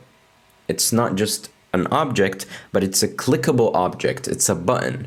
And you can choose what this button does, whether it takes you to another slide, whether it opens a certain media or opens a certain program. So if you think about this, what you could do many things with this feature. You could create a button that takes you to YouTube. You could open a button that takes you to another link or opens a website or opens a certain program. So when you're on PowerPoint, you can press a button and it could immediately open Excel, for example. However, we will not go further into this. We will leave this for later on as it is considered advanced. So we will go ahead and delete this. So this sums up pretty much almost all of the shapes that we have here. You can explore them as much as you wish and learn how to manipulate them into whatever look you like. Moving on, now we will learn how to customize our shapes. You know, we have our objects, we created them, for example. We have a rectangle here, we created it, but I want to change its color. So what we're going to do is we're going to press on the rectangle once, we're going to click on it once, and then they will open this tab for us. So we were in home and they took us to shape format, and it says here drawing tools. So this is a special panel, this is a special tab that shows us certain controls to color and to change certain aspects of the objects that we have. So let's start with the general color, with the fill. So we will come here and we will find this where there's a bucket here with some paint and it says shape fill. So let's press on here and we will find different colors here that we have. So you can choose whichever color, whichever shade you'd like. For example, I want this color. So I'll press, it's gold accent 4, sorry, gold accent 4, we press on it here. It's done. And at the same time, you can see that there is a slight outline here. I don't know if it's noticeable, but it's, I think it's black outline, and we can change that. So we open shape outline, and we can change the color of that outline into something more suitable. For example, I want it to be something like red. Okay, so I can press on red, and here we have the outline. So the shape fill is gold, but the outline is red. Okay, so that's a very important distinction. And at the same time, what if I want to make the outline more apparent? I want it to be thicker. So I can press on here, I can go on down here to weight. Okay, so the weight basically changes the thickness of this outline. So if I want it very thick, so 6 points, this is how it would look like. And if this is how I want it, then I can do it from here. Again, we go to weight and we chose whichever one we want. And at the same time, we can also change the style of it. So you can make it into dashes. So this is round dots, or here we have square dots. Here we have dashes again. So there are different shapes that you can put here. You can customize it however you want. But if you also don't want an outline, you can just press on no outline. Be careful, don't make it white, but press on no outline. So this completely removes any outline that you have. So it should have no problem. So you just have a shape fill right now. There is no outline. So if we want to, let's say, pick a color, so we want the outline to be the same color of the shape fill, for example, and we don't know the color of the shape fill, we can open the eyedropper. So we press here, and then we point to wherever we want. So we want to take this gold color, we press here, and now the outline is the same color as the shape fill. This works really well when you have an image with a certain color that you really want to use, but you don't know the code of that color. So what you can do is you can immediately press the eyedropper, and then you can point on that image and take the color from there. However, if you want even more colors, you can press on more outline colors. You can go to custom here, choose wherever you want. If I want something, for example, between green and blue, I can choose something here. I can change the darkness of it, so it can be really dark or it can be really light. And if I have a code for it, I can insert the code here. So if you have a hex code for a certain color you want, you can insert it here, and then you can press OK. You can also go to standard. Standard has a certain color palette, however, it is very limited. So I always suggest that you come here and you use it from here. So you can choose whichever color you want, whichever degree you want, and then you can go ahead and press OK. So now we have it like this. Again, we press on it, we have shape fill and we have shape outline. And these are two very important settings in terms of shape format. But what about other shapes? Let's see. What about lines and arrows? Let's create an arrow over here. So I want to create an arrow over here. I put it here, it's blue, I want to change its color. I come to this tab and then I find that I can't actually change the shape fill. It's grayed out. And this is because a line does not have a fill. It only has an outline, okay? So in PowerPoint, it only has an outline because it is a simple line. So what you can do is, to change its color, you can just change it from the outline. So if I want it to be green, let's say, I can press here, and I have it as green. And again, if I want the line to be thicker, I can do just as we talked about. We can go to the weight, and we can choose a thicker weight. We can also make it with dashes, like this. Also, we can change the arrow settings, so we can have no arrows, one arrow, and an arrow from another side, or two arrows from both sides. So you can choose whichever style you like, and you can go along with that. Again, we can use the eyedropper and put it here. So these color settings, they apply to all kinds of shapes, and they apply also to both fill, and they apply also to both the shape fill and the shape outline. So don't worry if you don't know how to change the fill, because it's the exact same thing. So we can use the eyedropper, we can get more fill colors, we can choose whatever, we can also choose no fill, so it can be empty from the inside. It works in all ways. Now, one more thing that I'd like to talk about in terms of arrows. So when we choose an arrow like this, for example, we can also attach it to another shape. This is a feature of arrows. So if we want to indicate that one box, let's say, leads to another box, or one object leads to another object, we can actually attach it to this object and attach it to another object that we have. It can't be a line, but it has to be another object. So we can just create it like that.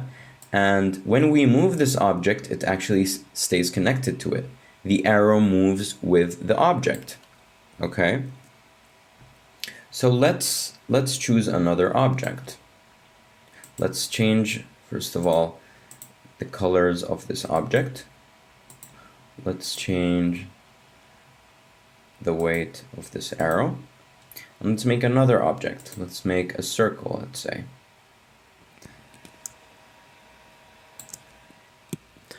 So we have a circle here. We will remove the outline, and then we will give it this orange color. So in order to attach the arrow to it, we press on the arrow, we press on this end, and we extend it. So as you can see, there are these gray transparent circles that we can attach the arrow to. So we can attach it to this point, this point, this point, whatever point we want. So the most obvious one is this one. So now you can see that the arrow is attached to both shapes. And if I change the place of the circle, the arrow will move with it. And if I change the place of the rectangle, the arrow will also move with it. So as you can see, this is a very cool feature of arrows that you can attach them to certain objects. You can also detach them. So if I don't want it to be attached to this rectangle anymore, I can press from here and I can remove it from here. So I can put it anywhere else I want so that it's detached. And that is one cool feature of arrows. Let's talk about another thing now. And I want to delete all of these. So the way that I would do this, instead of deleting them one by pressing on this and pressing delete, is by basically selecting them all. The way that I would do this is I would hold my mouse and I would extend. So I have to hold it somewhere empty and then I extend it all over the shapes and I drop it. And then now all of the shapes are chosen at the same time. And then now I can press delete or backspace and all the shapes can be deleted. Okay, let's do that again. I'm gonna press undo. I'm gonna press here. So this place is empty, okay? So I hold the mouse and then I drag it like this. I drop it and all of them are chosen. And then I can delete all of the objects that are chosen in that space. Now I'm going to talk about something called arrangement. Okay, so we've learned how to create shapes, how to format these shapes by changing their colors or changing the color of their outlines or its thickness. We also learned how to change the shapes of the objects that we have. We learned how to connect the arrows to certain objects that we have. But we need to also learn how to organize the objects amongst themselves, okay? What does this mean? Okay, so let's say we want to create a square, okay? Or let's create a rectangle here. So we have a rectangle here. And at the same time, I would like to create a circle. So I'm going to choose a circle and I'm going to create it here. And I'm going to color it with the color orange. And I also want to create a triangle. So it's right here. And I'll color it with green. So right now, I have 3 shapes. And these 3 shapes are kind of in interaction with each other. This interaction is in how they are arranged. Okay, so as you can see, the triangle is above both shapes. And the circle is between the triangle and the rectangle. And the rectangle is behind both of these shapes. So however way I move them, the rectangle is always going to be behind, and the circle is always going to be in between, and the triangle is always going to be in front of them. So this gives a sense of arrangement. Okay, when you look at this, you feel that the triangle is actually in front of them. And you actually feel that the triangle is actually in front of the circle and the rectangle. But what if it's not? What if it shouldn't be? What if I want the rectangle to be on top? Okay, because the rectangle has more important information, or that it looks better on top. So here is where we come to arrangement. So now what we're going to do is we're going to press on the shape that we want to move, okay? That we want to change its rearrangement, that we want to rearrange it. So we press on it and then we go to this area, and here it says arrange, right? So from this area we can choose how to rearrange our rectangle. We can either bring it forward or we can send it backwards. Now let's press on bring forward. As you can see, now the rectangle was brought forward 1 step. So it was behind the circle, now it's 1 step in front of the circle, right? But it's still behind the triangle. And when we press send backward, we take it back to its place. Now it's in the last seat. Now it's behind both the circle and the triangle. What if I want the rectangle to be in front of everything? If I want to do that, instead of pressing bring forward multiple times, I can press here and I can press on bring to front. And what this will do is it will bring it to the front, to the utmost front. So this means that it will be in front of all the other shapes available. And let's say I want to bring it back to its place. Instead of pressing on send backward multiple times, I can also click on this little arrow here, and I can press on send to back. So it will send it to the last spot available. So it will be behind every other shape. Okay, and we can do this with all the other shapes. I can press on the triangle, and I can press on send to back, and it will be taken completely back.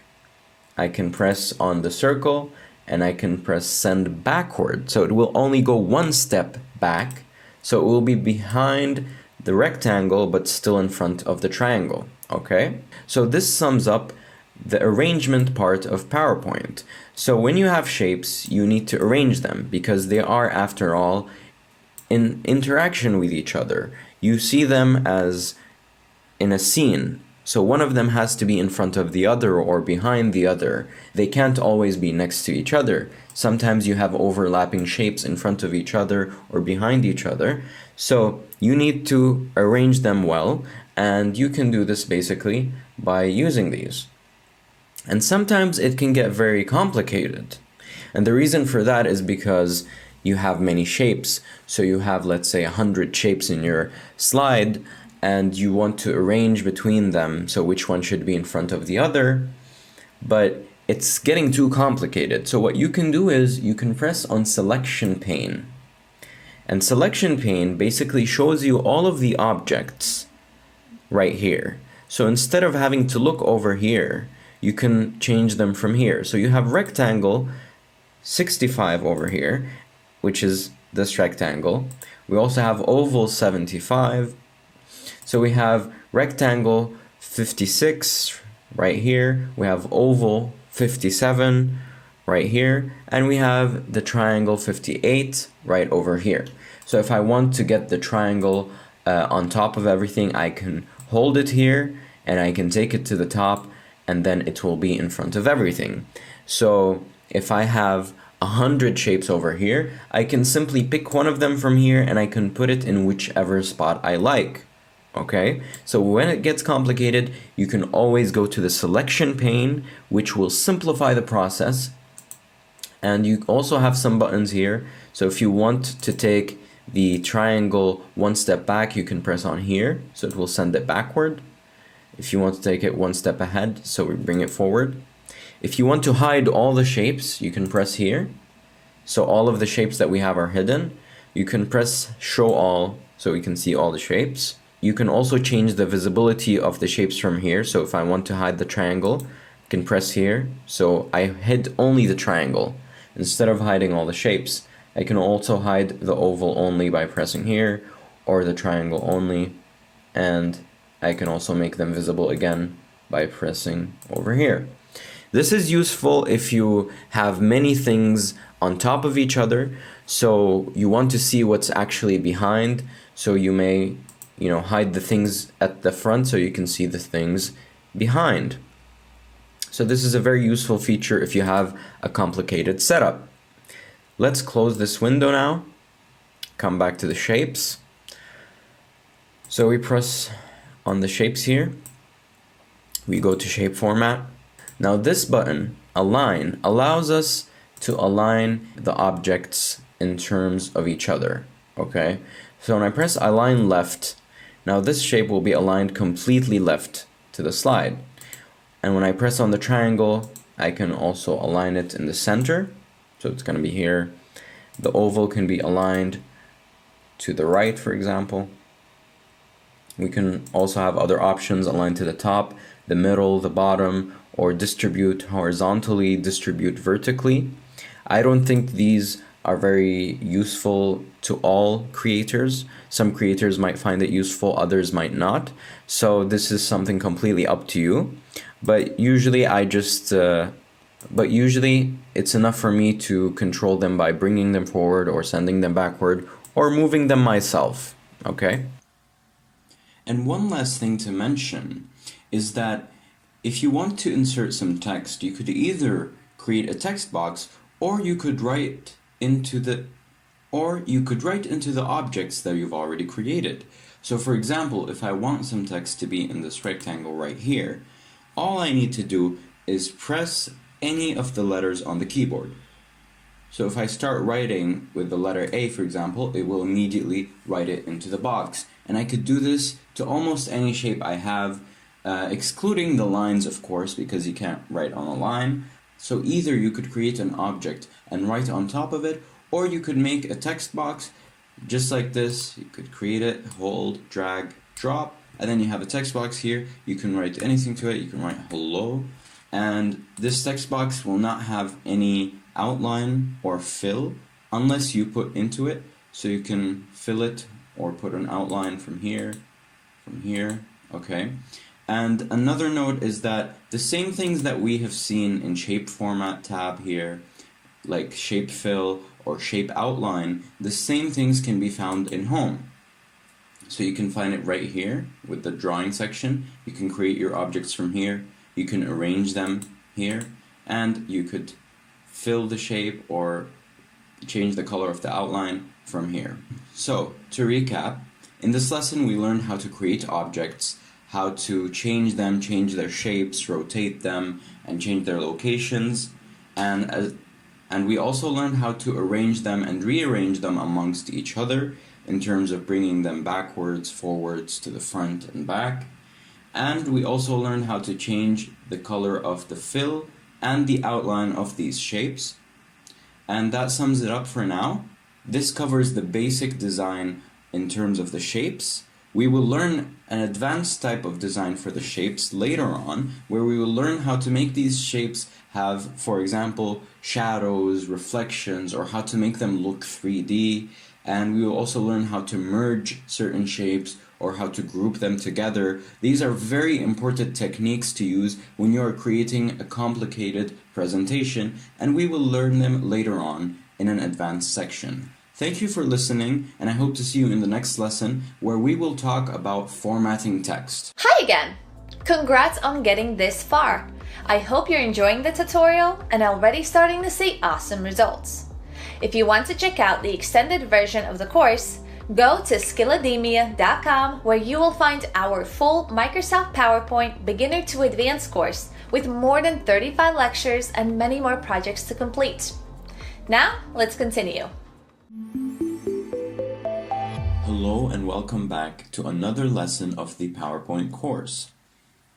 In this lesson, we will move on to the third part of this section of basic design, where we will learn how to format text.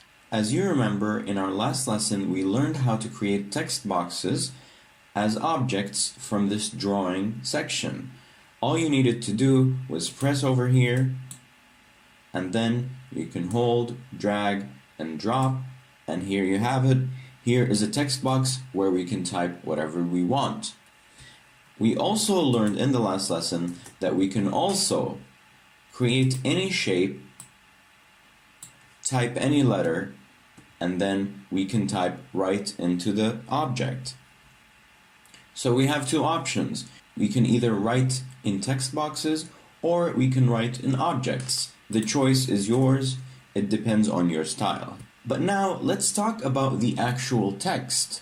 How can we write? How can we format? How can we change things about the text to suit our purposes? As you can see, this text box is made for the title. So it says here, click to add title, while the second text box is of a smaller font and it says subtitle. So this is very much self-explanatory. When we press on this text box, we can start writing, for example, PowerPoint course. After we type this, we can see that the font is big here, and then we can write here, for example, by Skillademia. We can capitalize the S here. So as you can see, this is the title, this is the subtitle. This is made to be of a bigger font, this is made to be of a smaller font, but it doesn't have to be always like this. We can change it as much as we want. So for example, we might want the title to be slightly bigger or smaller. We might want it to be bold, we might want it to be italic, and that's what we're going to learn in this lesson. So first of all, we treat the text box just like any object. So we can make it smaller, can make it bigger, in order for it to fit the text that we're writing. As you can see now, there's a lot of space that's unused, so we don't have to make it bigger. We can keep it like this, for example. We can also rotate the text if we want. We can also push it to the right or left by doing this, but we don't need to do that, so we'll just undo. So in order to format the text, the first thing we need to do is highlight the text that we want to change. So for example, we want to format this title here. So what we're going to do is we're going to hold at the beginning, move our mouse until the end, and then we will drop. Okay?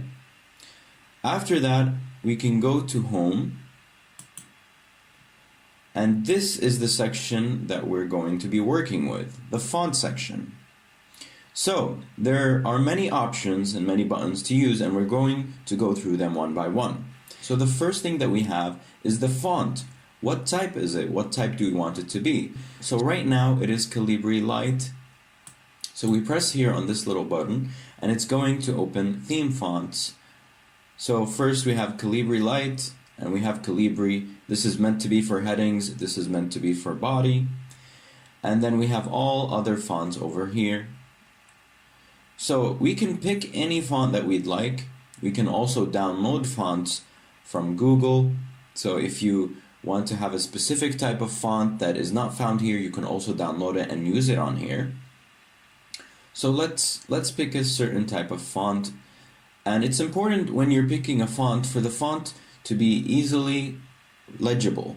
So the reader can read the font very easily without it being ambiguous or it being hard to read. Okay? So for example, we can pick this font here. So it's Bauhaus 93. And now we have two fonts. So we have Bauhaus 93 and we have Calibri Body. Let's say we want to change the size. Again, what we do is we highlight. So we hold from the beginning of the text, we drag until the end of the text, and then we drop. And then we can come here. This number over here is the font size. So you can either choose from here, type in a number. For example, if I wanted to be a little smaller, I can type in 50. So now it's smaller. If I want it to be much bigger, I can type 70. As you can see, it's like that. Or I can press on this little button here, and then it's going to show me some of the sizes they already have. So I can pick and see which one I'd like exactly. At the same time, you can also slightly decrease or increase the size from these buttons. And you can see here two A's. So one of them makes it bigger, one of them makes it smaller. So if you'd like your text to be slightly smaller or slightly bigger, you can just use these buttons to adjust it. So far, we've learned how to change the font and how to change the size. Now it comes to some other specifications, some other qualities. For example, here we have the bold quality. So we can make our text bold. As you can see, it increases in boldness. It's a little thicker than before. And this depends on each font that we have. Let's pick Calibri Light, for example, and when we make it bold, you can see that it changes in a certain way. It's not that obvious, and again, it depends on the type of font you have. We can also make it italic, which is a little tilted like this. We just press on it, and now it's italic. We press on it again, and then it's not italic. We can also underline it by pressing on this, so you can see it underlined. Let's pick it again. Let's remove the underline. Here we can give it a shadow. You can see there's a little shadow here. We pick it again, highlight it, and we can strike through it. So you should not strike through any title text. However, strike through is useful when you want to indicate that something should be striked out or should be erased and such. So this is a useful feature if you want to indicate something about your text. Also, this button provides character spacing. So if you'd like the characters to be farther apart or closer to each other, you can adjust it from here. So right now it's on the normal setting, but you can also make it a little tighter or very tight. You can make it loose, very loose, or you can press on more spacing, and this provides you with more advanced options. So you can choose by how much it would be tighter. So it could be expanded by 2 points, for example, and you can see here it's expanded by 2 points, and we can indicate any number we want. It could be 10 points, it could be 20 points. So we press Ctrl Z, we undo it. So we highlight it again. So as we mentioned, here we have character spacing. We can make it tighter or looser. Now here we are able to change the cases of the letters. What does this mean? Let's open it and see. So when we choose sentence case, what it's going to do is it's going to capitalize the first letter in the sentence. So it's going to be like any normal sentence. We can also choose lowercase, and it will make all the letters lowercase. Not even the first letter can be capitalized. We can also make it uppercase, so the whole text would be uppercase, all of the letters. We can also capitalize each word that we have, or we can toggle the case, which will reverse all the cases that we have. Now moving on, here is where we can color the text. So here is where we choose the font color. There are some colors provided here, and usually these colors are related to the template or the theme that you already have. So sometimes the colors can be warmer or colder, or for example, mostly blue, if depending on the color of your template. So these all depend on your theme, but because we don't have a theme, they're just very general colors. We also have standard colors here, and we can always press on more colors, go to custom, and then we can choose and pick whichever color we'd like with whichever shade. So if you'd like to pick something like this, we can control the shade of it, how much we want it, or we can write the hex code for it right here, and that would be it. Then we can click OK, and there we have it. This is the color that we want.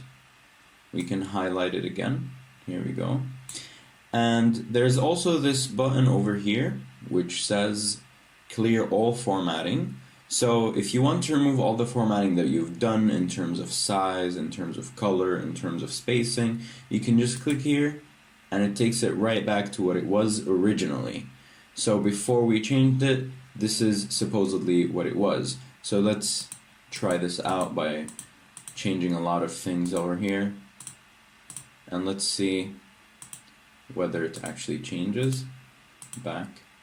So we clear all formatting, and as you can see, it went back. There are only a few things that did not change, and I think it is the only thing that did not change is the character case. It was sentence case, but it stayed uppercase. So clear all formatting changes everything back to normal except the character case. Alright, so this is in terms of the font. We learned how to change the font type, how to change the font size, how to change characteristics about it, such as being bold, italic, underlined with shadow, strike through, and we also learned how to change the distance between the characters. We changed also the case of the characters, and we learned how to change the colors. We changed also the case of the characters, and we learned how to change the colors. And lastly, how to clear all format. So let's create a new slide. So we can choose a slide like title and content. Okay. So for the title, we can press something like this. So we can write 1. So we have 1 here. We can write basic design. So this is our title, and this is supposed to be where our content is. Okay.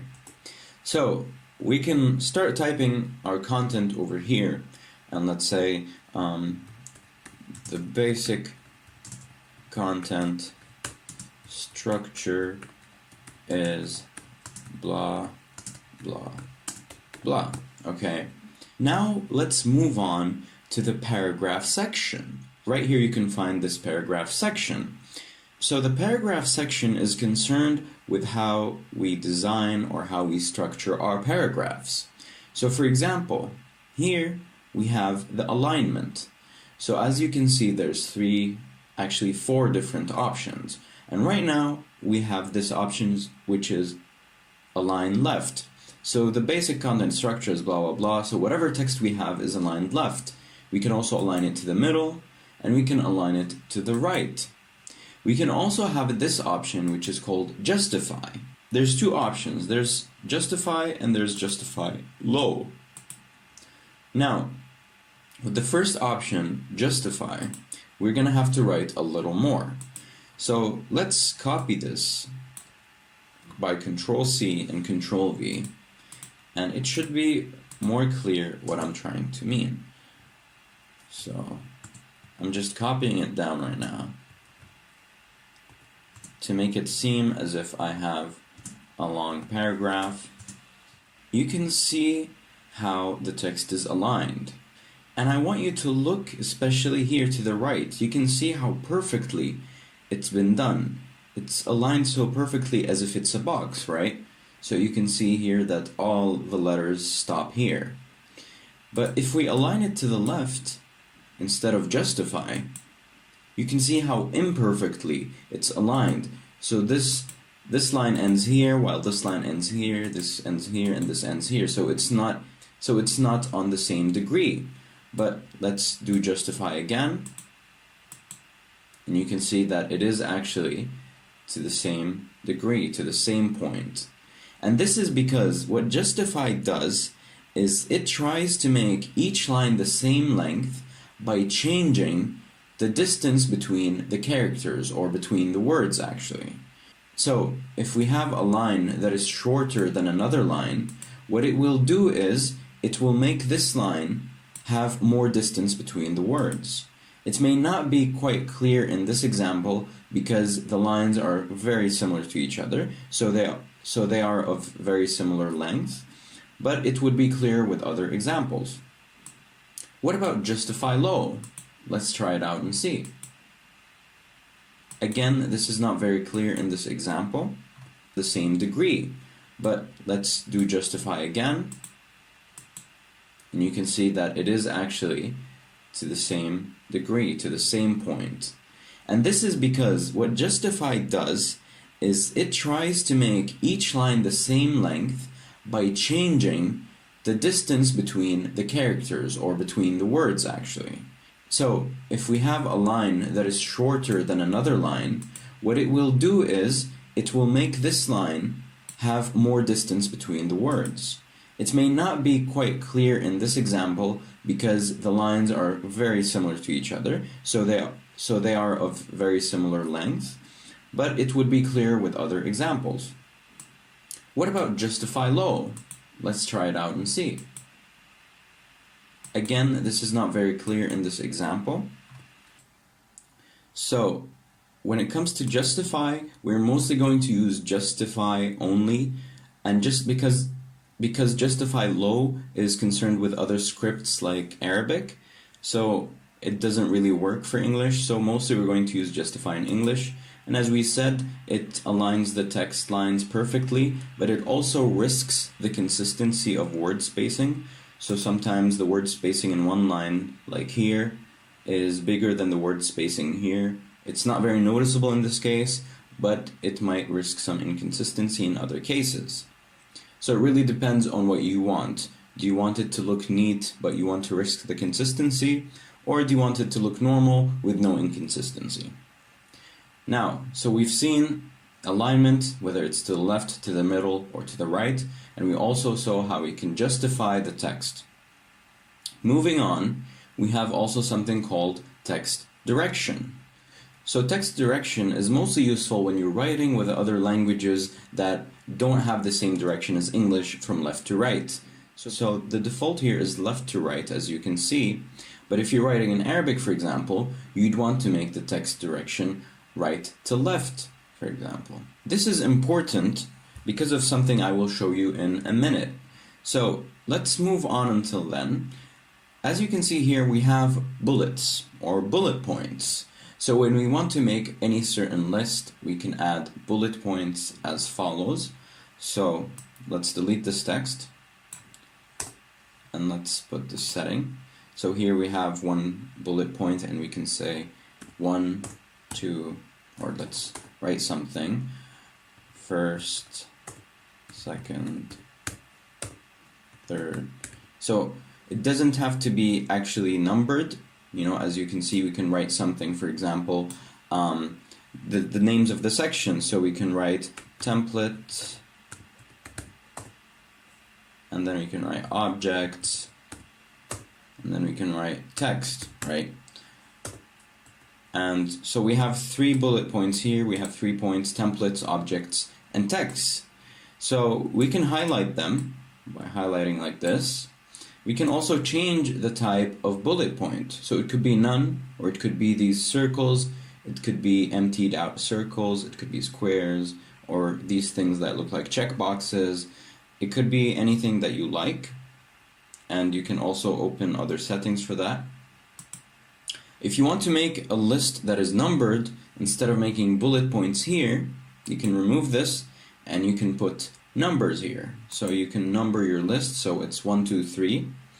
And when you press space, you can immediately go to the next number. So you don't have to write the numbers manually. So if you have 1, 2, 3, you can immediately just press space, and then you can move on to the next number. And then you can write something and press space, and it automatically writes the next number for you. So this is very useful because writing out numbers can be tiring, especially when you need to make sure that there's no mistake in the numbers, that you don't skip any certain number, and PowerPoint does that for you. So this is a very useful technique.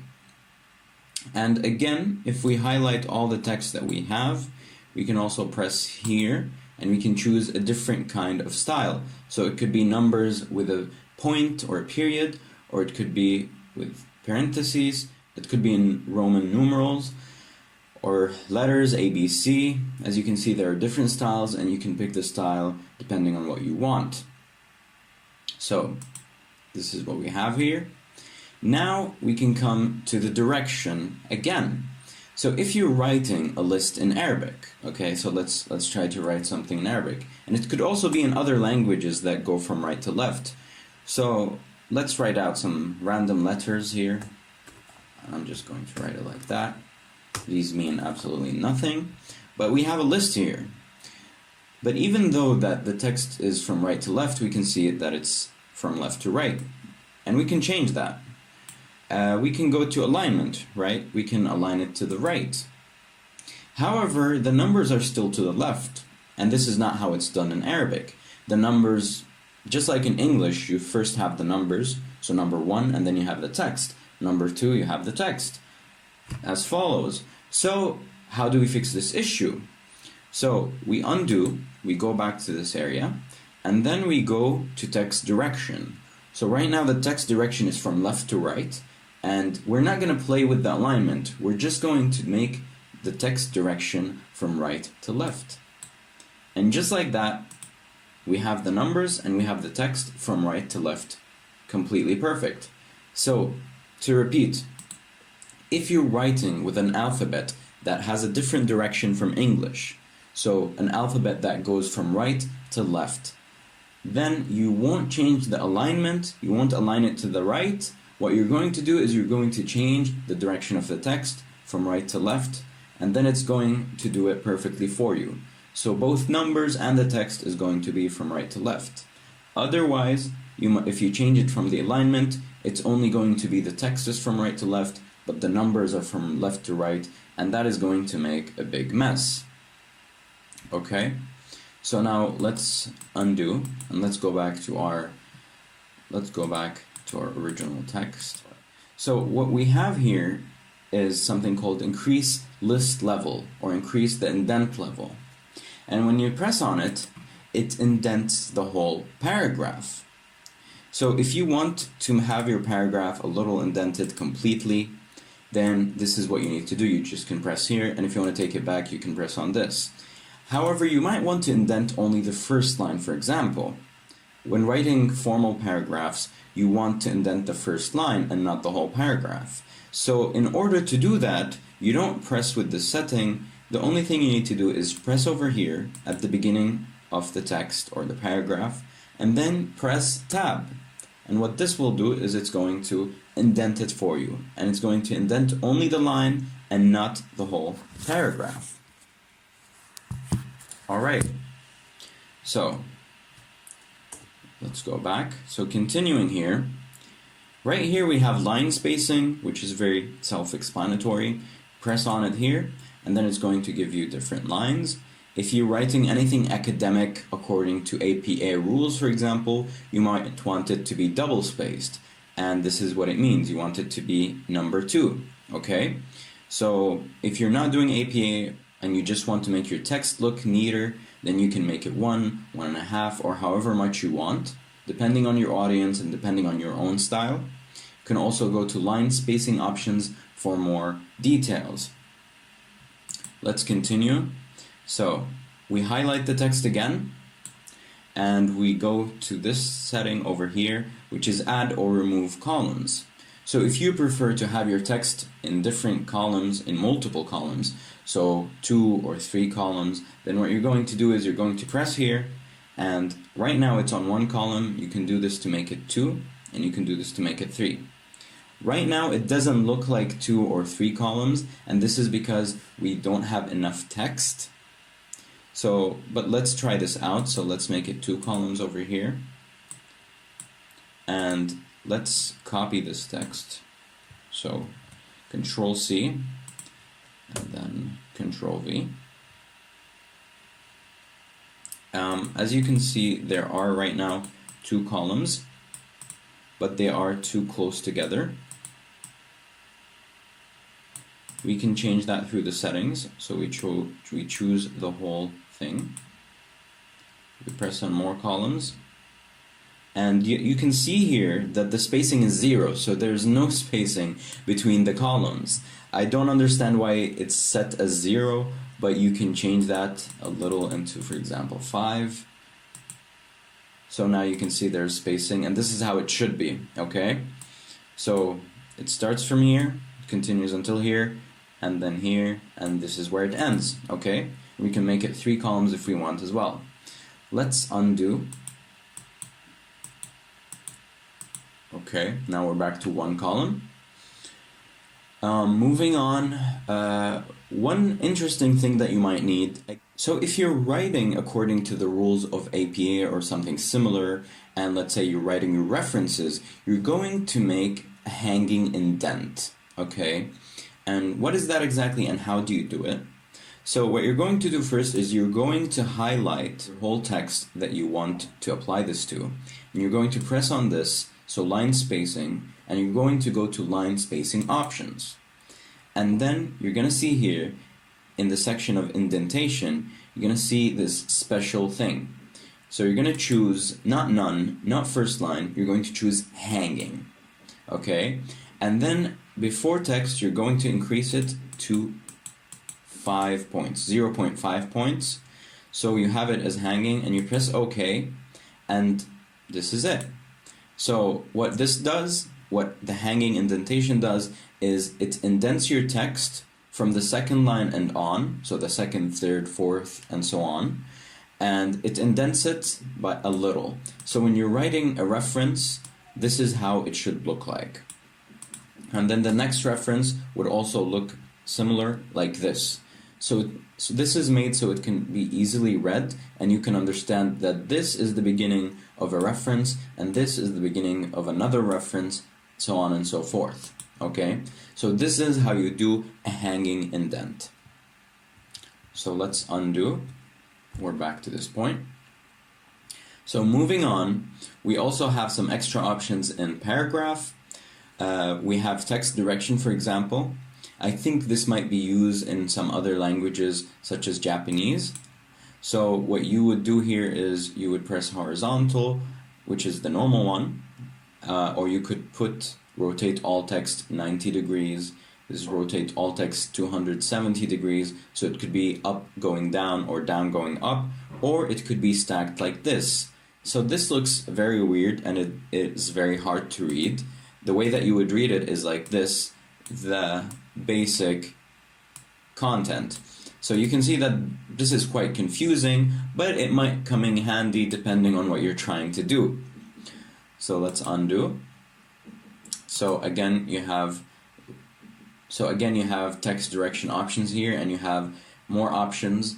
And remember that in almost all settings on PowerPoint you have this more options setting, and you can press on it and you can find a lot of different settings that can be advanced and that can help you get exactly what you want. So be sure to explore these options if you need it. Okay, so moving on, here we have align text, and what this does is it aligns it in terms of up and down. So the alignment that we had was in terms of left and right, but this one is up and down, so it could be either be at the top of the text box or the middle of the text box or the bottom. Again, we have more options, and you should explore that on your own time. Now here we have convert to smart art. This is an interesting option that we have. So if you have certain text, it could be a list or it could be a paragraph or it could be anything that you want to convert it into some smart art, you can go right here and you can choose whichever art you'd like to do. Since we have one paragraph and it's not a list, it's not doing it so well, but let's turn this into some list. So we press on bullets, we press space here, we press enter here, enter here. So we have a couple of points. So we have 5 points. We highlight it all, and we press convert to smart art, and then as you can see, it converts it into some points. It converts it into some smart art. This can be useful if you want to create some smart looking art and you don't have time to do it, but I would recommend doing these by yourself, as they would probably look better and you would have more control over how you want to make them or how you want to design them. So if we choose one of these smart arts, for example, PowerPoint will immediately take us to the Smart Art Design tab. And here we can change some settings. For example, we can change the colors of the boxes. As you can see, there are different themes, so it could be multiple colors or shades of one color, as you can see. You can also change the look of the boxes, so it could look 3D like this. It could look like it has shadow like this. You could also change the shape of it or the direction of it. There are many options, it's very cool. And you can also fill out some more information here, for example. So if you want to expand on each single point, you can type things here. So some of these options allow you to expand actually on your points. And there are also some extra options here that I'm not going to explain right now, but you can explore those on your own, and we might actually go into those later on in the course. Going back to our setting here, let's undo. So far we learned how to format our text in many ways.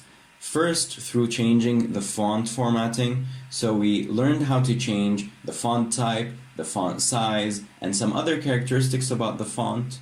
We also learned how to format our paragraphs by changing their alignment, changing the direction of the text, making bullet points, numberings, and indentations, as well as changing the text direction in terms of up and down, changing the alignment in terms of up and down as well. And lastly, we learned how to convert our text into smart art. This sums up our lesson on formatting text. This is all you need to know about formatting text for now, and we're going to expand and elaborate on these points later on in our advanced text formatting lesson.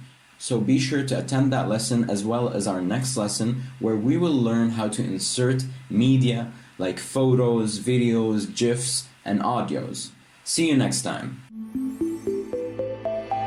Hello and welcome back to another lesson of the PowerPoint course. In this lesson, we will be talking about the fourth element of this section of basic design, which is about inserting media and other things. So let's get right into it. So in this lesson, we will be exploring the second tab here. So after home, we're going to explore this second tab, which is insert. So let's go ahead and start with it. So we have multiple things that we can insert, as you can see from the labels down here. So first of all, we can insert slides, we can insert tables, images, illustrations, add-ins, links, comments, text, symbols, and media. We will not be exploring each one of them, as some of them are too complicated and some of them are not the most necessary. So we will be exploring the most basic and necessary ones. First of all, we have slides. We already know how to create a slide. We can either create it from home or we can create it from insert. And this is something that you're going to come across very often. It's the fact that there are multiple buttons for the same functions in different places. And this is something that makes your life easier as buttons are more accessible for you. So let's go ahead and try to create a new slide. We can either just immediately press here and create a new slide, or we can press down here and we can specify what kind of slide we want. Is it a title slide? Is it title and content, section header, and so on. We can also duplicate the selected slides, or we can have slides from outline, or we can reuse certain slides, okay? So, moving on, we have tables here. So we can insert a table of any length that we want, or any size. It says 1x1 table, which means that there will be only one column and one row. When we do it like this, that means there will be two columns and one row, so on and so forth. So depending on how much you need, you can specify how many rows and how many columns you need. And as you can see, it is materializing in the middle of the screen.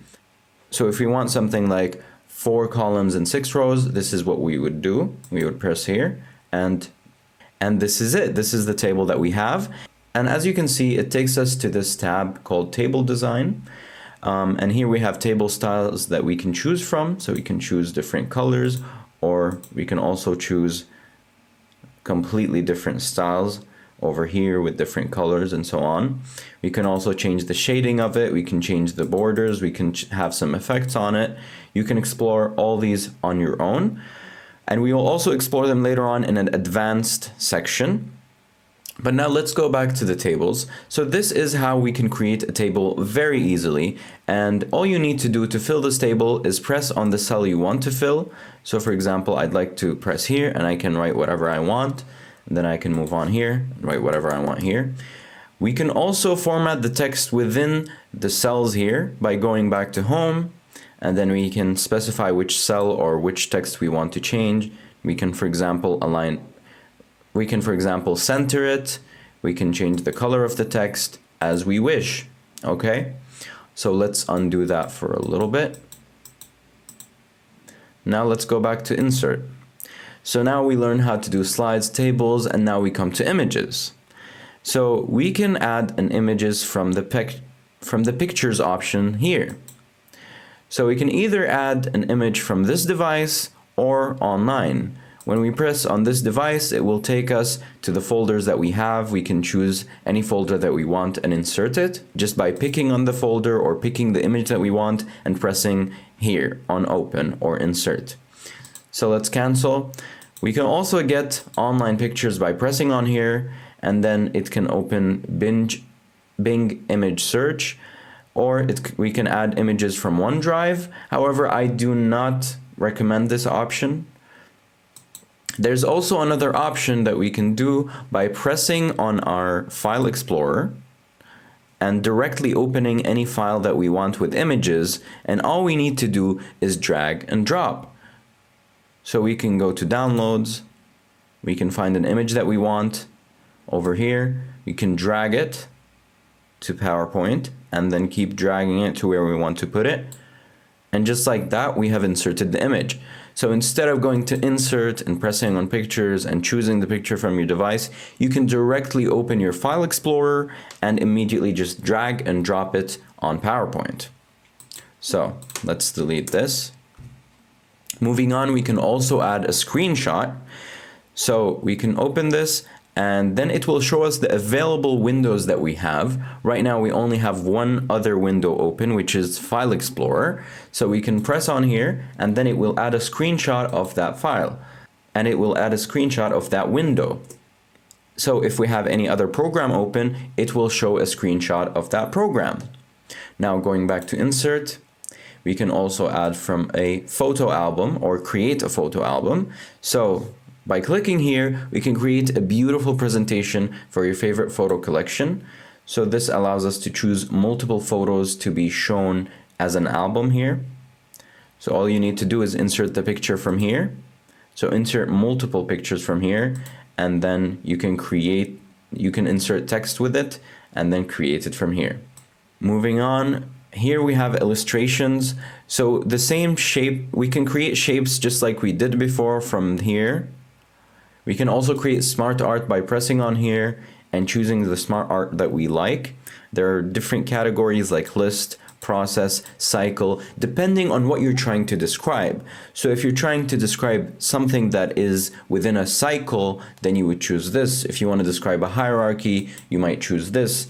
And then you can choose any style that suits you, press OK, and then it's created for you. Just by clicking on the boxes, you can fill them with your text. You can change the colors, you can change the style, just like we've described it before. Let's undo that and go back to Insert. We can also have add-ins. What add-ins are basically are these different applications or extensions that you can add to your PowerPoint that can add a certain feature or features. So for example, there's emoji keyboard here. So if you would like to insert emojis to your presentation, you can add this extension or this add-in called emoji keyboard, and just by adding it, you can type in emojis, or you can have a PowerPoint timer over here to time yourself as you are presenting. And you can even see some reviews. You can see that this has 2 stars, so it's probably not great. Going down, we have symbols and characters. If you're doing something related to math, for example, you might search for one related to math, like here, FMath editor. So you just need to add it and then you can use it. You can also access your add-ins from here. So let's try to add an add-in. So let's find something that suits us. Let's say emoji keyboard. So it has 4 stars out of 5 and it has 422 reviews, which means that it has a lot of reviews and it got a decent score. So let's add it from here. So here it says license terms and privacy policy. We can go ahead. So now we have this over here. We have our add-in, we can access it from here, and it says a picture is worth 1,000 words. Tell your story with emoji, go to the Insert tab on the ribbon and select Emoji Keyboard. Got it. So we can just press on here, and it's loading right now. So there you have it. Now we have emojis that we can insert to our own PowerPoint. We can just press on here, for example, and we have a picture. So now we have a picture of an emoji. So as you can see, for example, this add-in adds it as a picture. And you can use it just like this. And you can use any other add-in that you might find useful. There's, of course, different settings to be used, and you can explore that on your own. So I'm going to undo this, undo that. Moving on, we can also add links by pressing on a text box and then pressing here. So we can link it to an existing file that we have here. For example, when you press on that link, it could take you to a certain file on the PC like Adobe, or it could place in this document. It could be a place in this document like a slide, a previous slide or a later slide. It could be to create a new document, or it could be an email address, or it could be a web page as well. So in order to do that, so it could be an existing file or a web page. You can type it right in and insert it. If you have a link for a web page, you can just copy it right here. You don't need to insert it from here, and that would be enough. You can also add a certain action. So this action gives the selected object an action to carry out when you click it or mouse over it. So when you click on a certain text or a certain object, it could take you to a link, or it could run a certain program, or it could play a certain sound even. You can decide it from here by pressing on the option that you'd like. If it's a hyperlink, or if you want to run a program, you can choose the program. If you want it to play a sound, you can choose the sound. There are multiple sounds here. For example, you can choose laser, and then you just have to click OK. And once the user presses on that link or on that object, then it will play the sound, or it will take it to the link, or run a program. Adding comments is a very simple feature. You just have to press here, and then you can add any comment about the web page, and you can also move the comment around if you want to specify that I would like to have a comment on this point, or in that point, or in that part of the presentation. And it also shows your name and what time you added this comment. So this is helpful in keeping record and keeping track of who said what. You can also delete the comment from here by pressing on the X, and that's it. The comment is deleted. You can add a text box from here, just like we added from objects. It's no different. We could add a header and footer to our presentation by pressing on here. So it could either be a date and time, or it could be a slide number. It could be a footer that you decide what you'd like to write on there. And you can also decide not to show this header or footer on the title slide. There's also notes and handouts where you can decide the same thing for them. And you can apply it to all after you're finished. Let's try adding a header or footer. So for example, if we'd like to add a date and time and it updates automatically, we can also choose the language for it. If we want to have a slide number and a footer that says PowerPoint course. So we can apply it to all.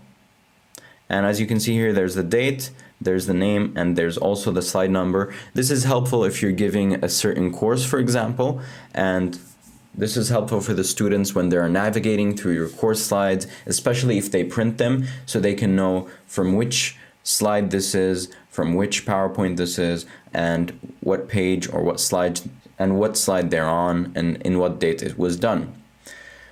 So let's go ahead and undo that. We can also add word art. So if we want to format our text in an advanced way, we can add it as a word art in order to make it look more neat, look more 3D, have a reflection, and we will explore this later in the advanced design section.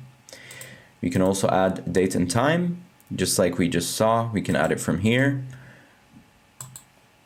We can add slide number, we also just did that. And now we can go ahead to the symbols place. So if you're dealing with something that requires symbols or equations, you can press right here, and this will have general or commonly used equations in mathematics that you can also insert immediately and very easily.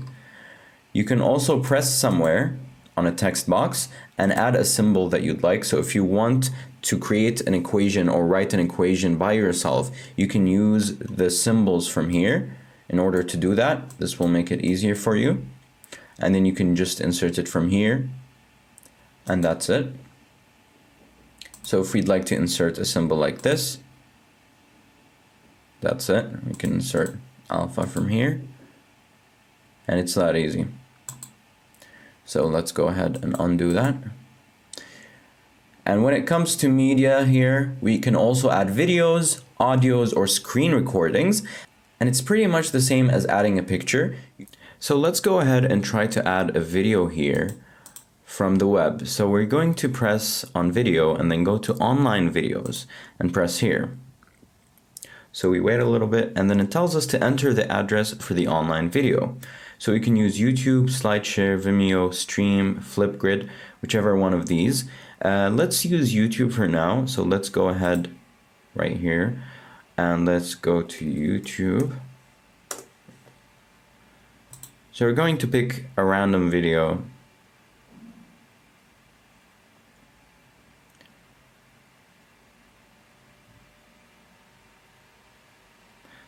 So let's pick this video, for example, right here.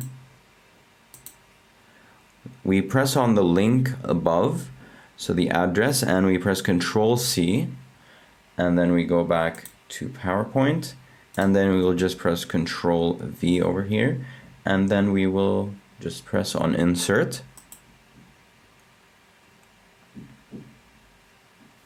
We'll wait a little bit, and then it should be added, and that's it. Now we have a video. We can position it wherever we want. We can change the size of it just like as if it were a shape. And then when we play the presentation, once we hover on it, we can press. We should be able to press the button. I think it might be loading. Let's try this again. Oh, okay. There we go. So you can see it started. It can be a little slow on PowerPoint, and sometimes it has a couple of bugs, but it works really well. Once it starts working, it works really well. So we can stop it, we can change, we can skip ahead, we can share, we can do whatever we want. We have this YouTube player right here, which is very convenient, okay? So let's go out of full screen. Let's delete this. And I want to teach you just a very quick hack about adding things to your presentation. So if you would like to add images, let's say, let's go back.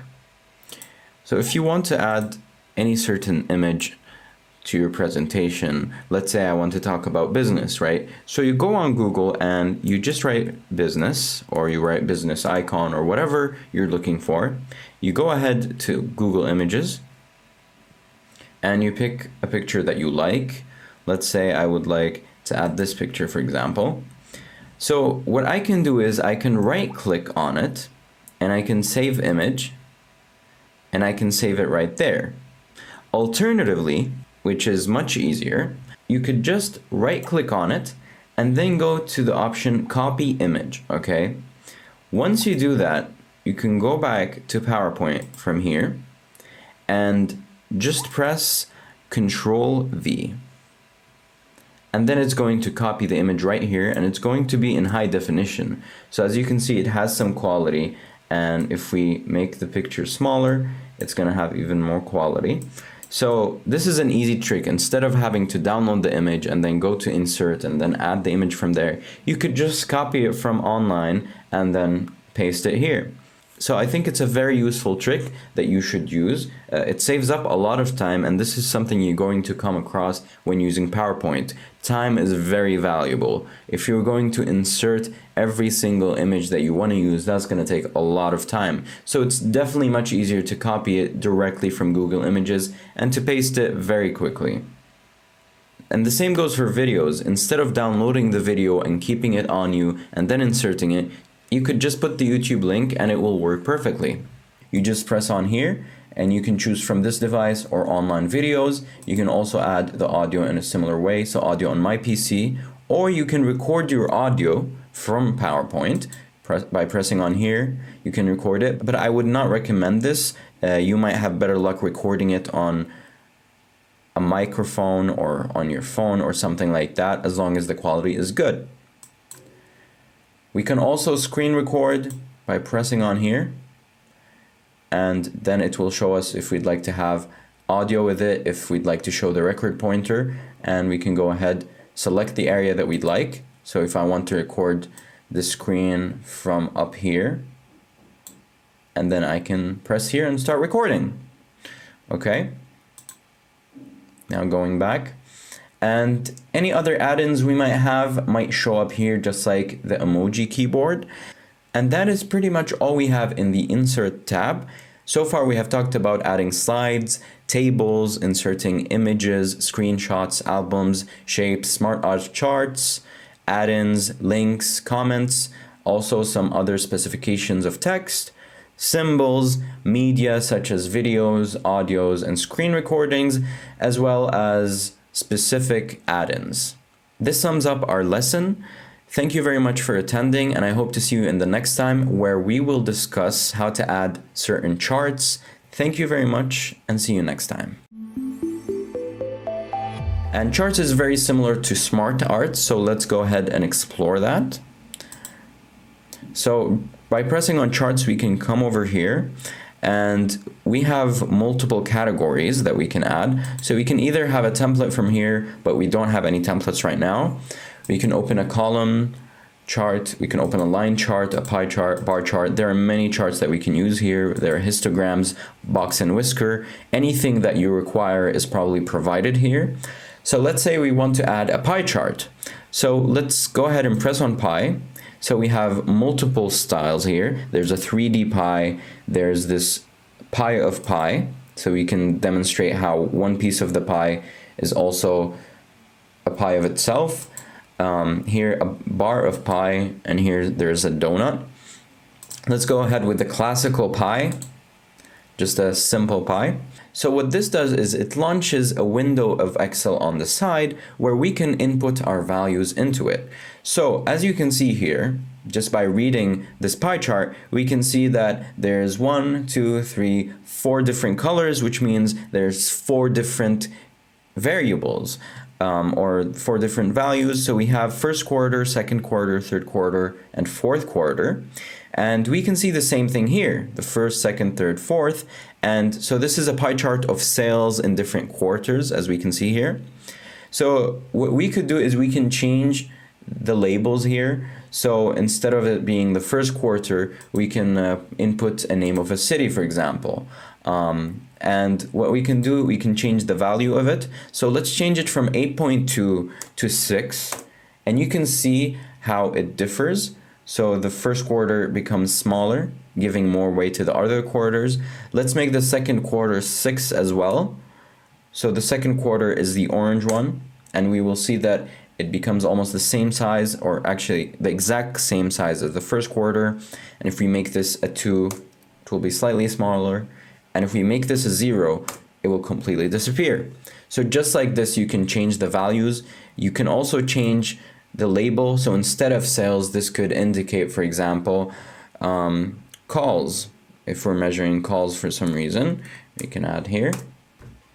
And we can indicate where our calls have been coming from by changing the labels as well. So maybe our calls have been coming from the US, so it changed to the US, or maybe it's coming from the UK, so it's also changed here. And we can change it as much as we want. We can also add other labels or other variables. So we can add another country here. So it could be something like Singapore. And we could give it a value like 5. So you can see that Singapore has been added and it has a different value. So just like that, we can make our pie chart or any other chart that we'd like, and it works in almost the same exact way.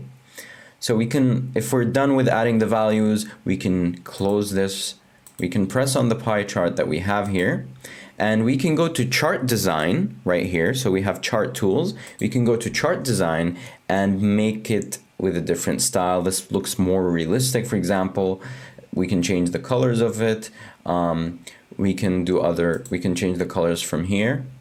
You can see there are different themes. We can also go over to format, where we can change specific shapes inside of it or specific colors without changing the whole thing. So we can change the text, for example, the text fill, text outline. We can change the shape fill, shape outline, and other things. So let's go ahead and delete this pie chart. And this sums up our lesson about inserting media and other things. Thank you for attending, and I hope to see you the next time, where we will start a whole new section. Thank you very much, and see you next time. Hello and welcome back to another lesson of the PowerPoint course. In this lesson, we will practice the things we've learned so far in the first and second chapters of this course, which are basic design and animation. So we will attempt to create our own kind of slideshow with the things we've learned so far. And you can consider this a kind of review at the same time. So let's go ahead and start. So right here, we've created a new presentation, and we did not choose any certain template for it. However, we may choose a template by heading over to Design. I decided to choose a simple template from PowerPoint so that it's not completely ready for use and we can add our own touch for it. So let's look at the available templates over here and choose something that's not too complicated, but that is also neat. We can see that this one called Integral seems to be quite nice. We may choose it. So now that we've chosen our template, let's start by changing it up a little bit. We might want to change the color, but first we see that there are a couple of different variants. We can see that there's a different pattern here, different from the first, as well as a different color. Here there's no pattern at all. Here there's no pattern and there's also different colors. There's even more here. So let's choose a pattern that we like. So I like this pattern, but I'd like to change the color a bit. So what I'm going to do is I'm going to press here, go to colors, and then see the different colors they have here. This is nice. This is also very nice. Not so different.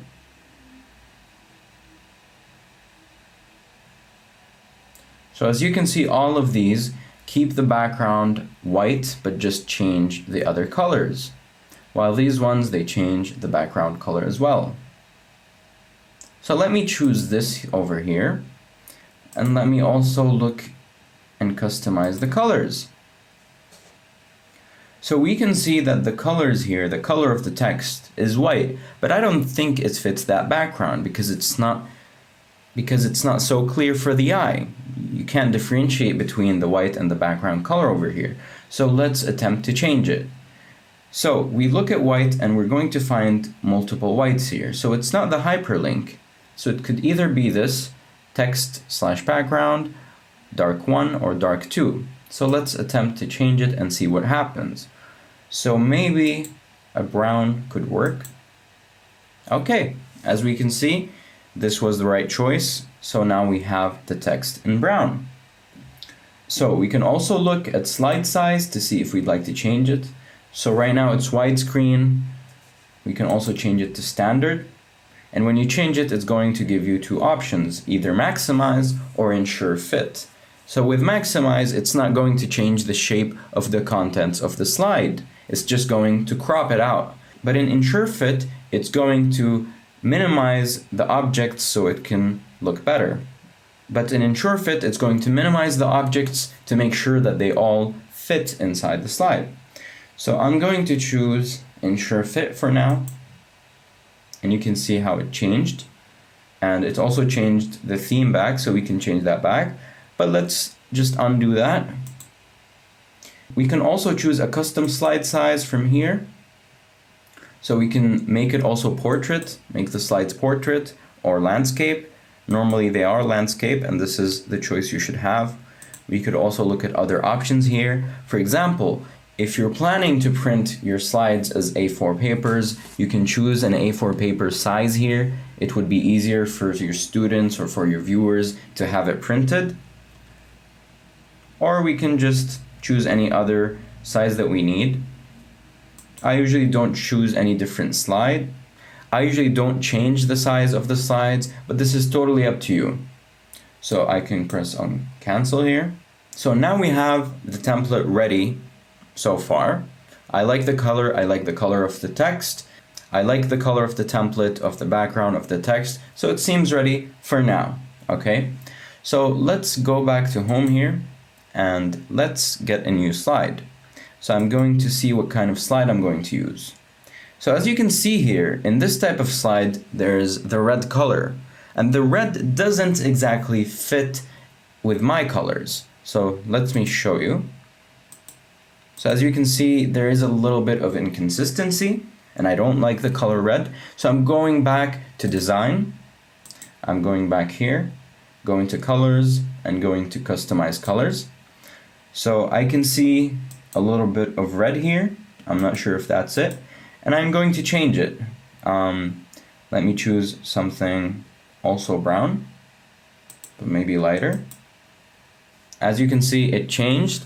And now it looks a little more consistent. So if I want a dark brown slide, I can have this. If I want a light brown slide, I can have this. This works perfectly. Let's go back and see if there are any other inconsistencies. So we can see that the rest of the colors work very well, and they're very good for us. So let's go ahead. So I'm going to go ahead and delete this. Okay, so now let's start with the title slide. So let's add a title over here, and let's think of what our presentation is about. Okay, you can either go ahead and just describe what you're doing, just write out the name of what you're doing. For example, we could be talking about ancient philosophy. We could be talking about ancient philosophy. So we could go ahead and write ancient philosophy just like that, even though that is a quite broad topic. But this might be too ambiguous, so we might say something like ancient philosophy of Socrates, okay?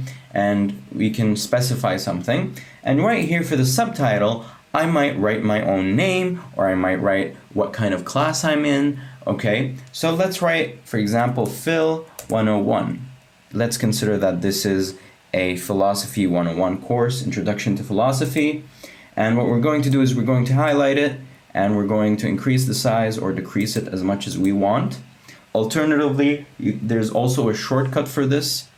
When you hover over this, you can see the shortcut. Okay, so there's Control, Shift, and then there's this button which is greater than, okay? And to decrease it, the same thing but lesser than symbol, okay? So I can do this without having to go over there, just by pressing on the keyboard. I can decrease it or increase it. So right about now it's looking good, but I can decrease it a little bit.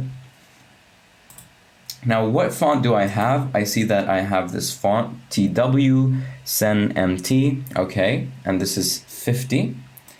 This is the same font, but it's actually, this one is condensed, that one is normal. So this is meant for the heading, this is meant for the body, and that's totally okay. As an extra step, we might even make this bold if we'd like. So now it doesn't fit, so I'm going to make it slightly smaller. Okay. I can also increase this. All right. So right now it looks pretty neat. We might also add an image if we'd like, an image relating to Socrates or something like that, because we can also add an image related to the topic that we present. We can also add an image related to the topic that we're presenting, for example, something that symbolizes ancient philosophy or a picture of Socrates, okay? Or we can just leave it like this because it looks neat enough, and we can add images later on. So let's go ahead and add another slide. So what are we going to talk about next? Usually in the presentations, they might talk about contents. So let's start with that. I'm going to open title and content. And I'm going to write contents, okay? So let's talk about the contents of this presentation. So in order to make this a list, we have this bullet point here. So when we press on it, we find that there is actually no bullet point, okay? And this is a problem. Okay, so let's try to choose a different bullet point because this has nothing on it. So we can find this bullet point or this. But if you notice, it's too far close to it. Usually it's not far. There's a space between the point and the text. And this bug happens sometimes with the text box that are provided by the slides. So when you start a new slide and there's already a text box, this problem might occur. So what I'm going to do is I'm going to create a new text box. So I'm going to delete this, press on it, delete it. I'm going to press on this. I'm going to drag, and here we have a new text box. Okay. I'm going to move it in order to center it. As you can see, there's a line in the middle that just formed, which means that now it's centered. Okay, the text box is centered. So let's start writing. So before we write, let's put the bullet points and let's write something. So hello. So you can see that between the bullet point and the text, there is quite a bit of space, and this is what we want. This looks neat, this looks clean, it looks enough, okay? This is what we need. So what kind of content are we providing? So first we're going to talk about who Socrates is. Okay, so who is Socrates? We want to first clarify who the person we're talking about is. So a little history on Socrates would be nice. So we could go down and we could clarify what we're going to talk about Socrates, okay? What we can do is we can press tab and then the bullet point will be indented. So this means that this is a point within a point. So who is Socrates includes history of Socrates and then philosophy of Socrates. And for example, we can talk about students of Socrates. So this seems like a neat section. So we've clarified what the first part of it will include. Now we're done writing this, we press space, and then we're going to press on this to take it back to where it was. Okay, so we're removing the indent. And now we're going to write the second point. So who is Socrates first? What are we going to talk about next? Philosophy of Socrates, but this could be more in detail, okay? And then after we talk about philosophy of Socrates, we can clarify what type of philosophy, okay? So you can say epistemology, and like, I'm just writing words here. This might not be accurate, so don't pay attention to what I'm writing, please. So it could be epistemology, morality, philosophy. It could be ethics, right? And then we go back down, and then we take this back. So what else can we talk about, right? So this whole presentation is about the ancient philosophy of Socrates. So we can talk about influences as well. Influences. We can talk about the students of Socrates. So it could be Plato, Aristotle, and modern philosophers that were influenced by Socrates. So right now we have a very neat breakdown of the contents of this presentation. We have multiple points and we've elaborated on each point. Now, when a viewer looks at this, they immediately understand how the presentation is going to go, maybe even how long it'll take, okay? So let's format this text now. Let's choose it all. And as a trick, what you can do is you can press Control A. You can choose all of the content of this text box by pressing Control A. And then you can format it however you want. So let's make it a little bigger. Maybe not too big. Let's see what we can do here. Maybe we can change the color. No. Okay, nothing really fits the color here. And red is not very great to use. So let's leave the color as it is. Maybe what we can do is, for example, we can make the letters a little loose, but it doesn't look that great here, as you can see. Not too tight either. What we can do as well, we can center it, but also it doesn't look good. So what can we do? Yeah, we can have some space between them. Make it a little smaller from here. Okay. Or actually, this doesn't look great. So this is the process of creating a presentation, okay? You need to understand that it's all trial and error. You do something, you see if it works out, you increase the size, you decrease the size, you change the color. You're gonna have to try things out and see what works and what doesn't. And it's a skill to know when something doesn't work, okay? And this is something we're going to discuss later on in a special chapter. We're going to talk about the etiquette of formatting text, of creating objects, of making animations, of everything. So we're going to understand what we're supposed to do and what we're supposed to not do at all, okay? So, for example, what I can do is I can make these bold, okay? I can make the main points bold, and this is to influence or manipulate the attention of the viewers. And when I say manipulate, it's not in a bad way. So when I do this, the viewer understands to focus on these bold points, to understand that these are the main points and the other ones are not so main. So who is Socrates? Philosophy of Socrates and influences. These are the main points. And then if I would like, I can make these italic, for example. They might look good italic. And I might not. This is a personal option. Usually italic is reserved to indicate that something is a special word or to indicate a quote, but we may use it in this way. There's no harm in this, okay? So who is Socrates? Philosophy of Socrates, morality, ethics. Okay, all looking good. Now, we have some empty space here, which is not great. So we may add an image if we'd like, or we may move this into the middle a little bit to make it look nicer. It all depends on you. But let's leave it like this for now, because the etiquette section is for later. So I'll leave all the lessons for that. So now let's keep moving on. So we have our contents now. Let's have a quote maybe. So let's open a title only slide. Here we have it. So what we're going to do is we're going to go to our browser over here. So here we have it. We're going to Google Socrates quote. So let's find a quote by Socrates. Here we have one. The only true wisdom is in knowing you know nothing. This is a very common quote. Okay. So we're going to open up. I mean, we don't have to make a new text box. We can put it right here. So as you can see, I just pasted it. Okay, I did Control C and Control V. I copied and pasted it here.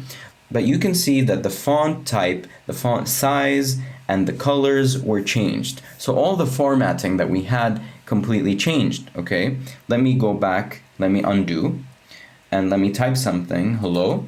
You can see that it's a completely different font type, completely different font size, color, everything, okay? So how can I paste something without ruining this? That's a very good question.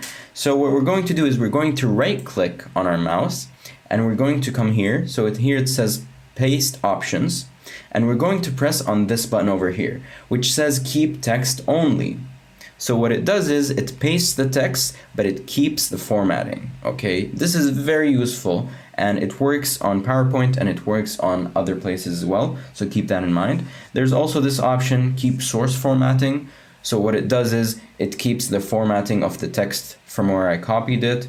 And here it uses the destination theme. But let's go ahead with this one. So keep text only. So here we have it, the same formatting. We can make it a little bigger if we'd like. So right now I can't make it even bigger, but I can put a number. So this is 60, for example, or I can make it 100, but this is a little too big, so let's go back, undo that. So 60, let's see. No, this doesn't look good. Again, it's trial and error. So this looks good enough maybe. I might want to put it a little down. So I can put it somewhere here maybe. I can put it back because you have a line here.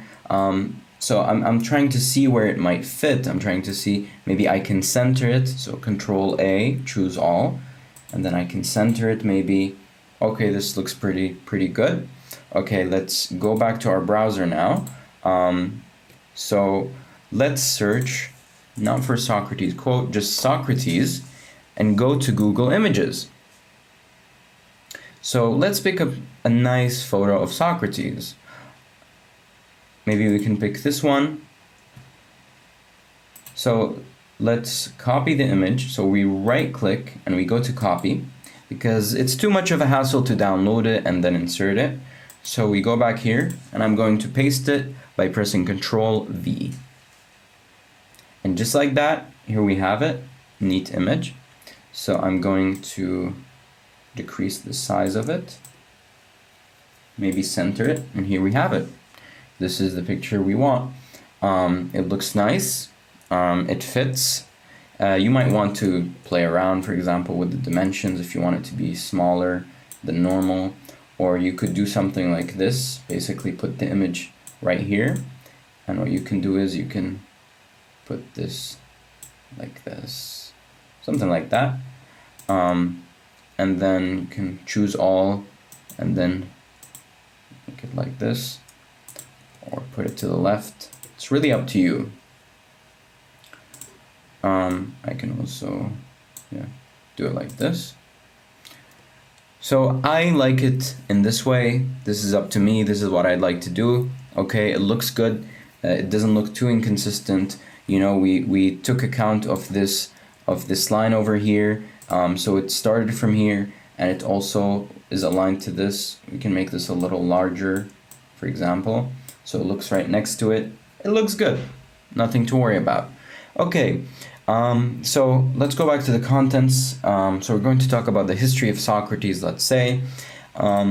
Let's open a new slide. I want a blank slide, and I want to add a video talking about the history of Socrates. Okay, maybe I don't have time, maybe I want to freshen things up, so I'd like to add a video about it instead of doing it myself. So I'm going to go ahead like this, and I'm going to videos, okay? So right here it says World History Encyclopedia. Let me search for Socrates bibliography, or sorry, Socrates biography. And so here's Socrates' biography of a great thinker. I open it. Socrates is considered one of the founders of Western philosophy. Okay, it seems interesting enough. Of course, you should check all the videos that you present. So I'm going to add a video now. So if you remember, we're going to insert a video. So we go to the Insert tab over here. We press on it, and we're going to come to this section. So Media, press here. We're not going to add the video from the device. We're going to add it from the web. So it's online videos. And since I copied the link of it, I can paste it over here. And so here there's a preview of it, and I can just insert it. All right, so we have it a little too small. Let me increase the size of it. Center it over here. So there's a vertical and a horizontal centering, as you can see. There's two lines. So now it's centered on both the vertical and horizontal axis. And I'm going to add a little title as well. So I'm going to get the text here, text box, to put it here. And I'm going to write history of, or let's say biography, that sounds more correct. Biography of Socrates. Let's center it. And then, so it's already the right font. Let's increase it a bit. And this looks good enough. We can decrease it. Okay. Let's make sure it's centered. Okay, it's centered. And let's go back a little bit to make sure everything is correct. So let's change his biography of Socrates just for the sake of it, just for the sake of consistency, okay? We need to make sure that our presentation is consistent. This is a very important concept, but no need to stress about it too much. We can also make this capitalized, since all the titles we've had so far are all in caps. So we come here, we press on this, we can make it uppercase, okay. We can also make it title, so a heading title, okay. This looks good. All right. Now, what are we going to talk about? We may skip these and go to the philosophy of Socrates. So let's open up a new slide. So what we need is title and content at the same time. So let's open title and content, and let's write Philosophy of Socrates. Okay, this is the title, and it's in the correct font. And here we can write. And again, as I told you, sometimes this text box can be a little bit buggy, like it can have some bugs. So I prefer to go ahead and delete it. and you can start your own text box. Make sure that it's centered. Okay, seems centered. And now I'm going to type in some content. So let's assume that we know the philosophy of Socrates.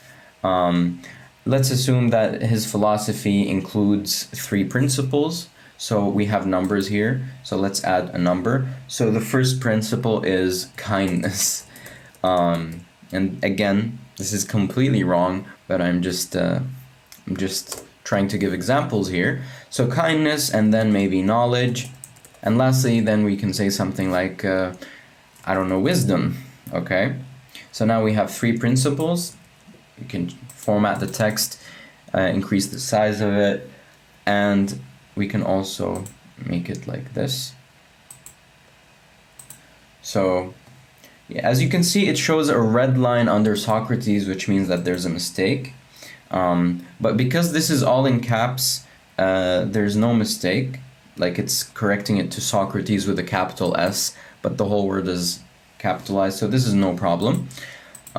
So we have kindness, knowledge, wisdom, so we have 3 points. We can go ahead and expand on each point. So let's create a new slide. And what we can do here, for the sake of simplicity, instead of creating a new slide and deleting the text box and so on, we can just duplicate the slide by copying it through Control-C and then Control-V. Here we have a new slide. Okay, Control-C and Control-V. And I can just edit this by deleting it. So I can start bullets. So here I can talk about anything I want. So let's talk about kindness. Okay, so kindness is good. Okay, kindness is good.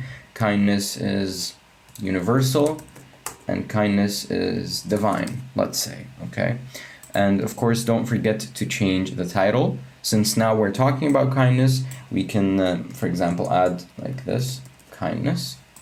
So we're talking about philosophy of Socrates, and we're talking about kindness. So kindness is good, universal, divine, so on and so forth. Okay. And lastly, we can create the other slides, but I'm going to skip through and go to the end.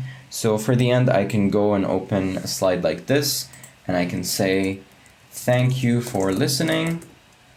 And I can write something like this, questions. So it's always good to thank your viewers or your listeners for listening, watching, or however you want to phrase it. And at the same time, you can also encourage them to ask questions by saying, do you have any questions? Or I'll take questions, or just writing questions with a question mark. And this is usually good enough. You can also add something like an image or a GIF. So let's try to do something like that, something a little sweet. So let's write thank you here. And let's go to image. And let's write thank you GIF. Okay. And we'll find a couple of here. And we'll find a couple here. Let's pick something that might go along with our theme. So maybe this can go along. Actually, not really.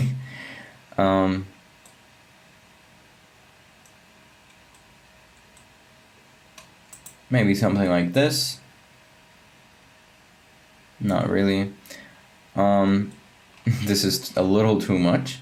So we can pick anything we'd like. Could be something like this. We copy it. Okay, we right click, go to copy image, even though it's not exactly an image. And we go to PowerPoint, and then we press Control-V, okay? And we can place it right in the middle. Even though this does not look too professional or too neat, but you can have anything like that if you like. I can also make the background white. I can make this part white by covering it with a square, just to make sure that it looks good. So I have it right now here. Okay, it's white. I want to remove the outline, so I'll press here, no outline. But the GIF is right under it, and I want to show the GIF. So what I'm going to do is I'm going to right click and I'm going to press send to back. Alternatively, I could also come here, press on arrange and put send backward or send to back. Okay, so let's press on it and we can see that it brings this up, and I can put this a little down so that it doesn't show anything under it. Alright, this looks pretty good. I can have this, and you can also add some references at the end. Let's try to add that. So we'll write here references, and let's open a text box here, put it here, make sure it's centered. This is very important. And then we can write something. We can write any reference that we have. I'm going to write a completely fake reference. So Jones B, then it's 2010, and it's going to be the life of Socrates. It could be the life of Socrates. I'm going to say Journal of Philosophy. And it's going to be something like 24/3, and it could be 340 until 45. Okay, so this is an APA reference. Okay, this is very standard. This is how it's written, and let me actually make it a little longer. So the life of Socrates between a philosophy of death and a philosophy of wisdom.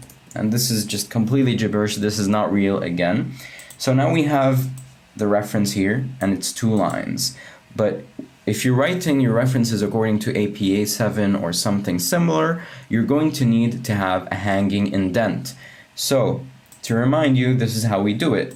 So we're going to highlight the whole text. Okay, we're going to highlight the whole references text, and we're going to go over here. We're going to press here.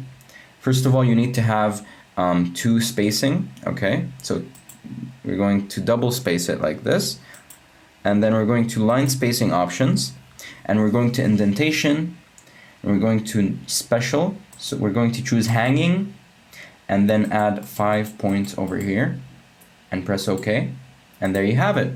So the second line and all the lines after are indented by 5 points, and this is exactly what we want. Okay, so this is how you write your references or sources, and this is very good to have.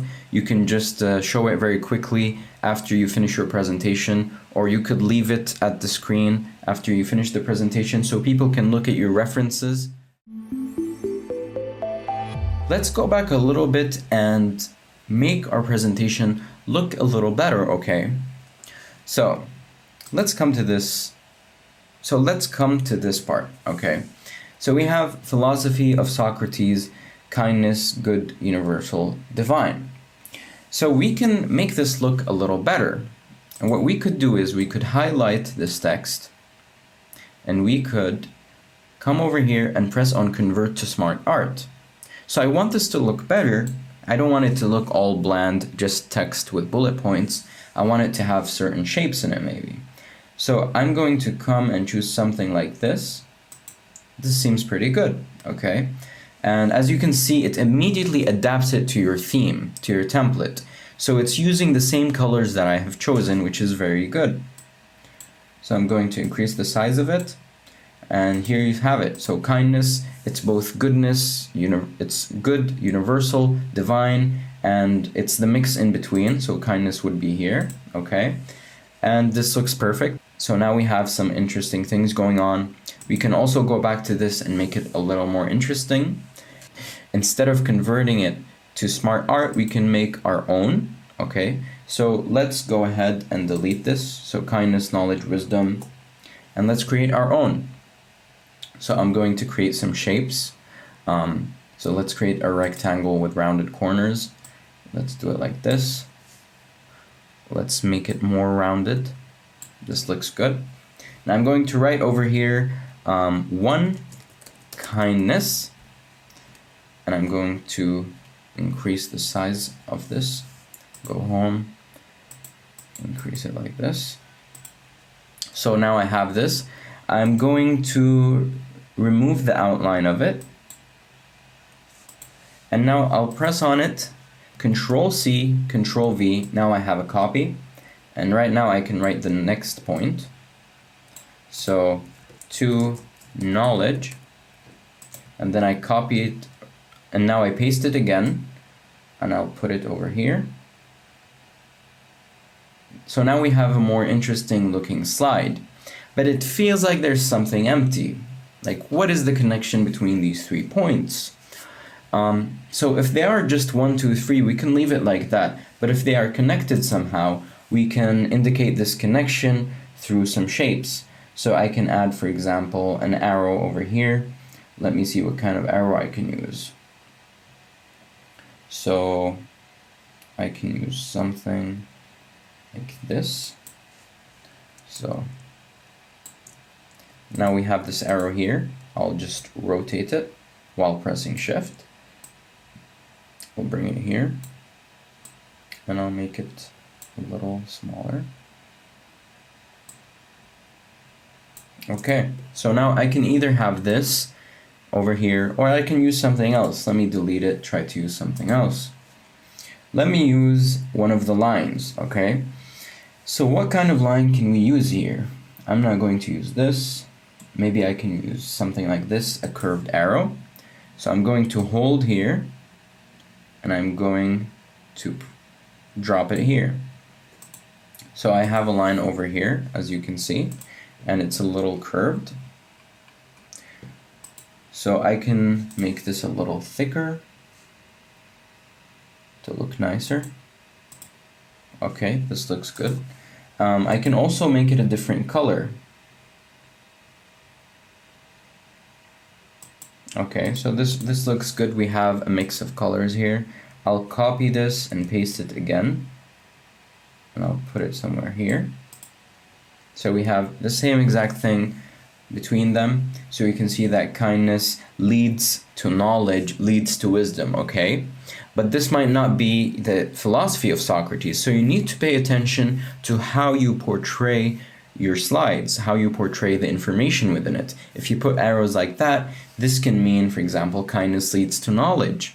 Or it could also be understood as the first step is kindness and then the second step is knowledge, okay? So pay attention to that.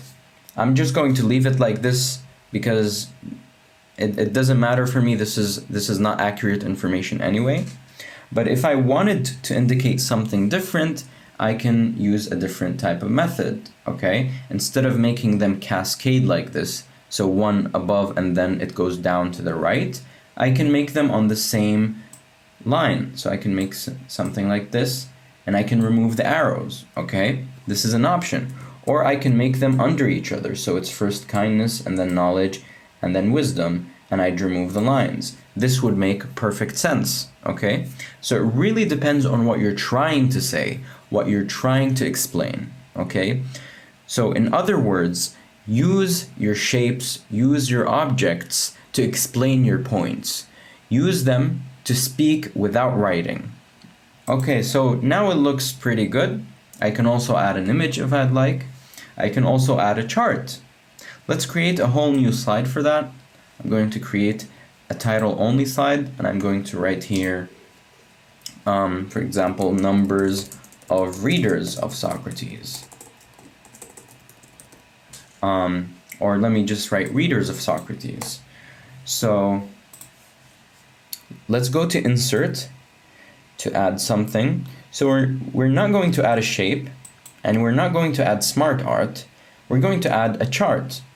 So we press over here, and we have to decide what kind of chart are we trying to make. And this depends on what kind of information we're trying to display. Are we just writing how many readers there are? Are we comparing the number of readers over time? Or are we comparing the number of readers across countries? Okay, so between different countries. It all depends on that. Or we could talk about what kind of readers Socrates has, okay? So let's go ahead with simple columns over here, okay? So let's choose one from here.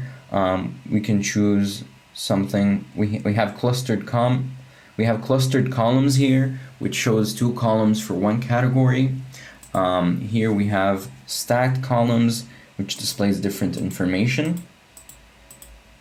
This doesn't sound like something I want to do. Let's see bars. Okay, let's see what we could have. So let's for example talk about the amount of readers for Socrates over time. Okay, so we press this line, we press OK.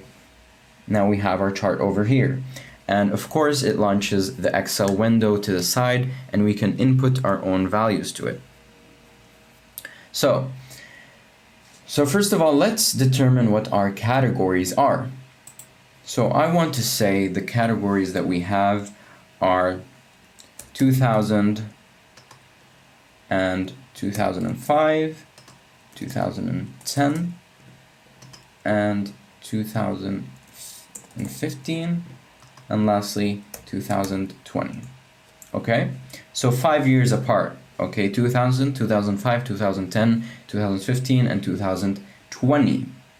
So what I'm going to do now is I'm going to see the series. So there's 3 different series over here. Series 1, 2, 3. I don't exactly need different series, but what I can do is I can compare between the readers of Socrates and the readers of someone else. Okay, so let me delete this column over here. I don't need it. In order to delete this, I'm going to minimize this part. Okay, so I'm going to bring it over here. So now it's excluded. Delete that. Okay, and what I'm going to do is I'm going to delete this section by pressing the delete button. Okay, so now it's irrelevant. It's not displayed on the chart. So now let's call the series 1. So I want to say Socrates, and series 2 is Plato. So I'm comparing between the readers of Socrates and the readers of Plato. Okay, so let's say in 2000 there were 1 million readers of Socrates annually. Okay, so he started out with 1 million, and then in 2005 it increased up to 5 million readers annually. And then in 2010 there was some problems, there were some issues, and he decreased in popularity, so it became 4 million. Okay, but still not too little. And then in 2015 it decreased even more. It became 2 million, even half, because people were not so interested in his philosophy anymore. But then in 2020 people were even more interested in his philosophy, and it became a whopping 10 million, let's say. Okay, so you know, PowerPoint does the whole thing by itself. Okay, so you just need to input the values and it does it for you. You don't need to draw the chart by yourself. Now let's do a comparison with Plato. So let's say for Plato, the number was, let's say, at first he was very popular, so there were 4 million, and then he increased also with Socrates, it became 6 million, but then he also decreased, and then he became 1 million, and then he became even like 0.5, and then people were not, and then he became 1 million again, so he did not get as much popularity as Socrates. Now, as you can see, there's only one line right now, and this is because the second line is in a wrong color. It's mixing with the background. So what we're going to do is we're going to change it. Now that we're done with this part, I'm going to close this window, and I'm going to press on the chart. I'm going to click on the chart, and I'm going to chart design, and I'm going to change the colors. So here there are different colors. So I can see that this color palette shows the second line, and that's good enough for me, so I'm going to press it here. And I'm going to change the title over here, so I'm going to double click on it and select all, and I'm going to write annual readers. Okay, I'm going to make the chart a little smaller because it's interfering with the title. Now it looks pretty good. Okay, so readers of Socrates, we have annual readers over here. So it's a chart telling us about the annual readers.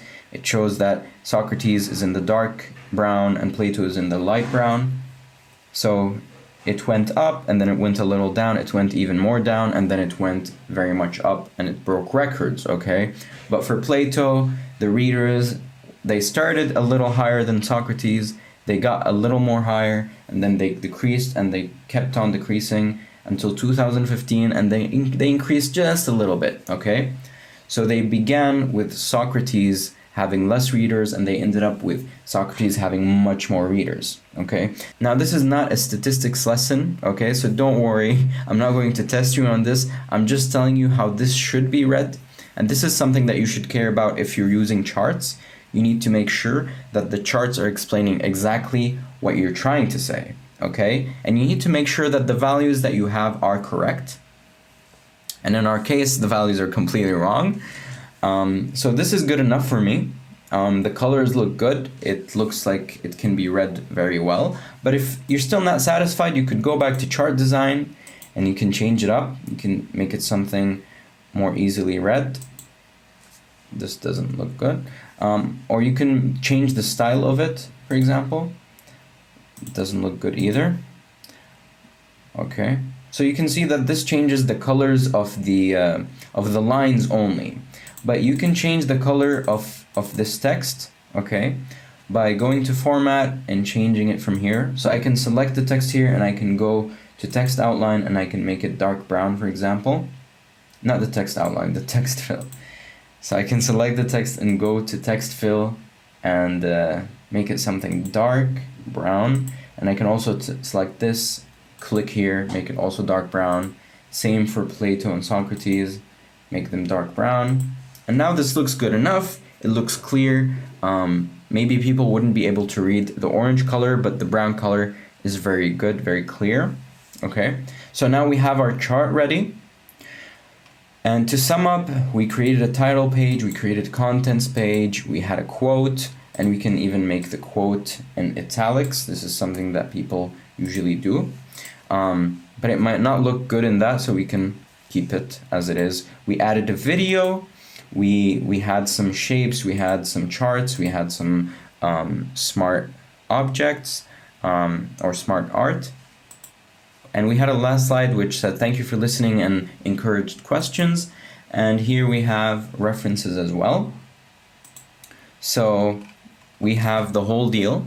This is what you're going to do with your presentations. This is how you're going to create them. You're going to piece them together from little bits and pieces, okay? You're gonna add a video in there, maybe add some images, add some charts, add some GIFs, anything you'd like, and just make it look neat and be satisfied with your design.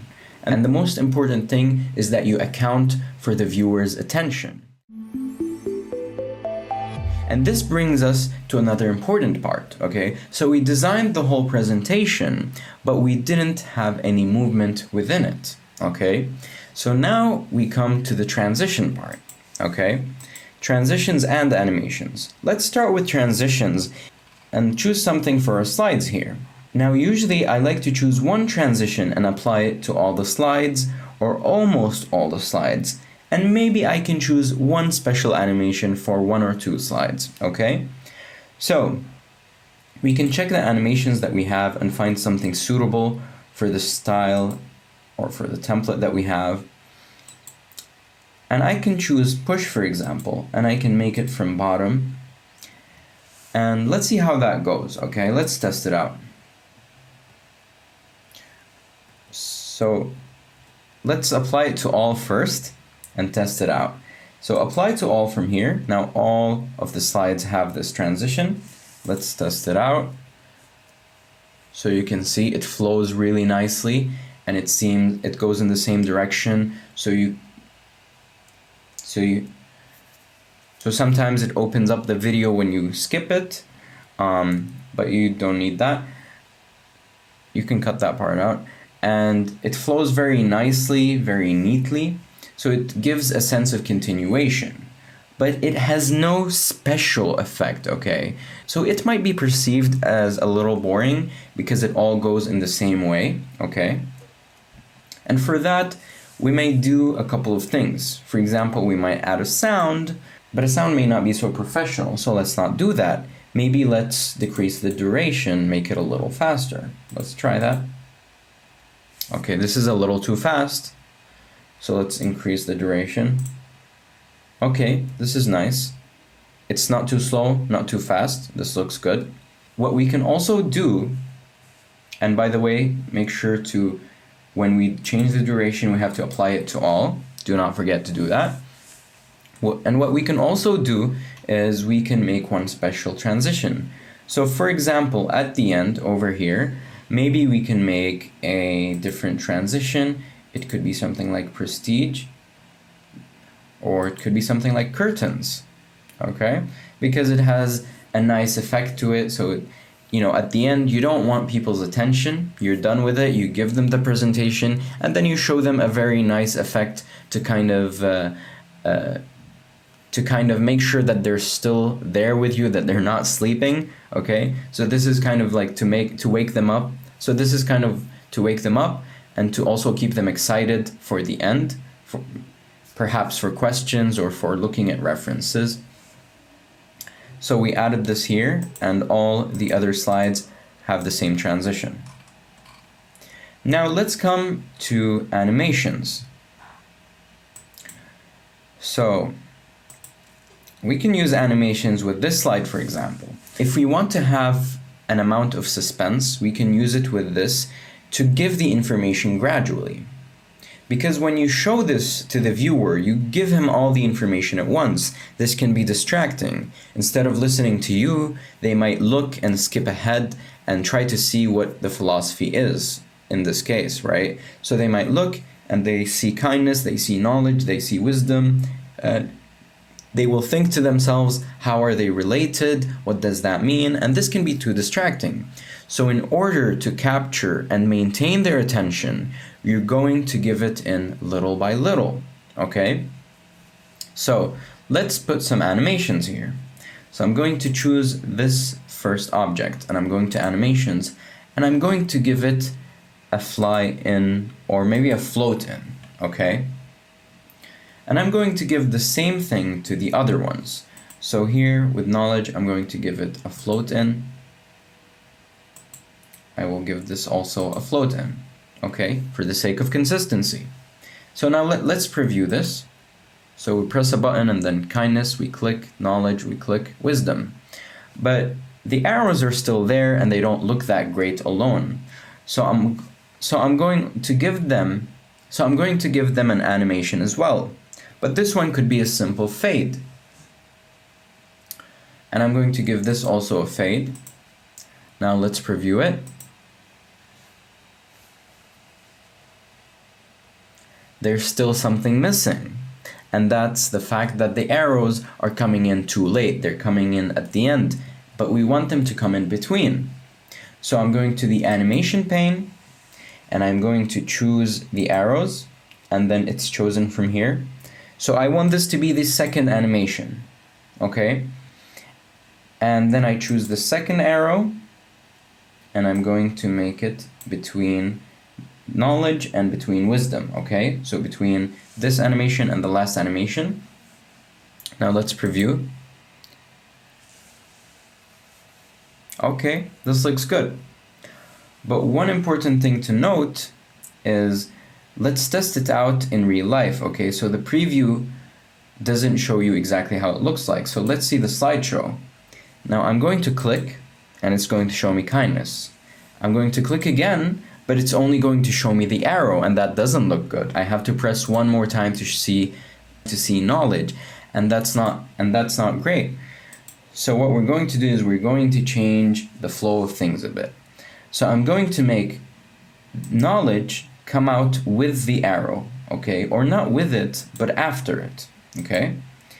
And the same thing for wisdom. I'm going to make it start after previous. So let's see how it is now. So we click once, we get kindness. We click again, and then we get an arrow and then knowledge.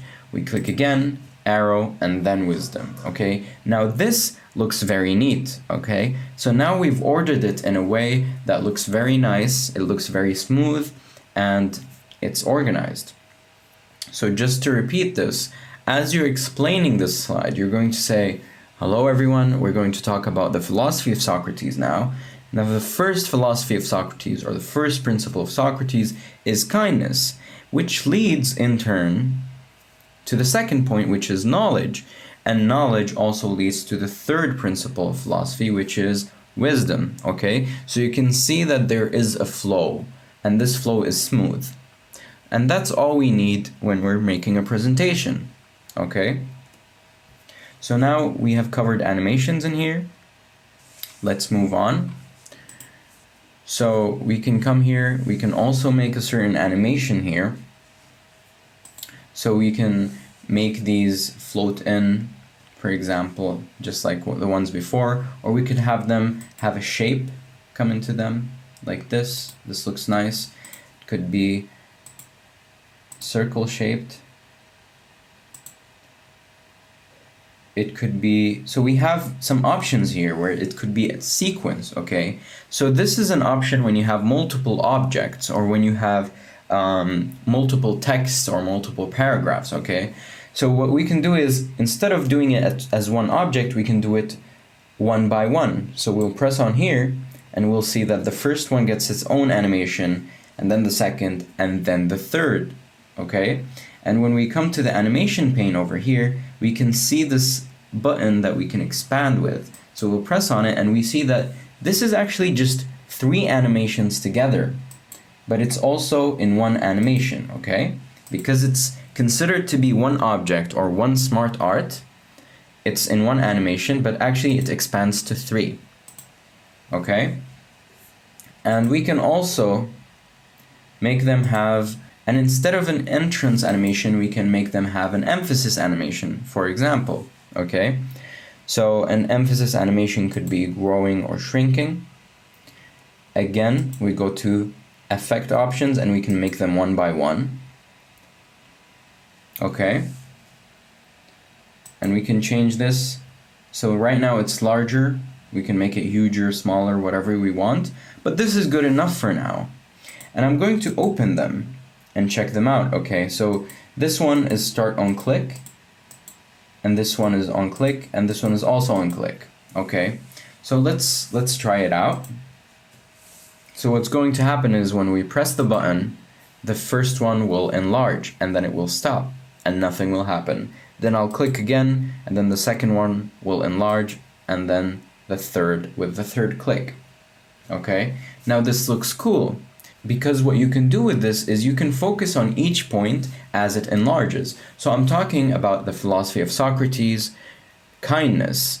So kindness is of 3 parts. The first is, and then I click, it's kindness is good, okay? And then I can press again.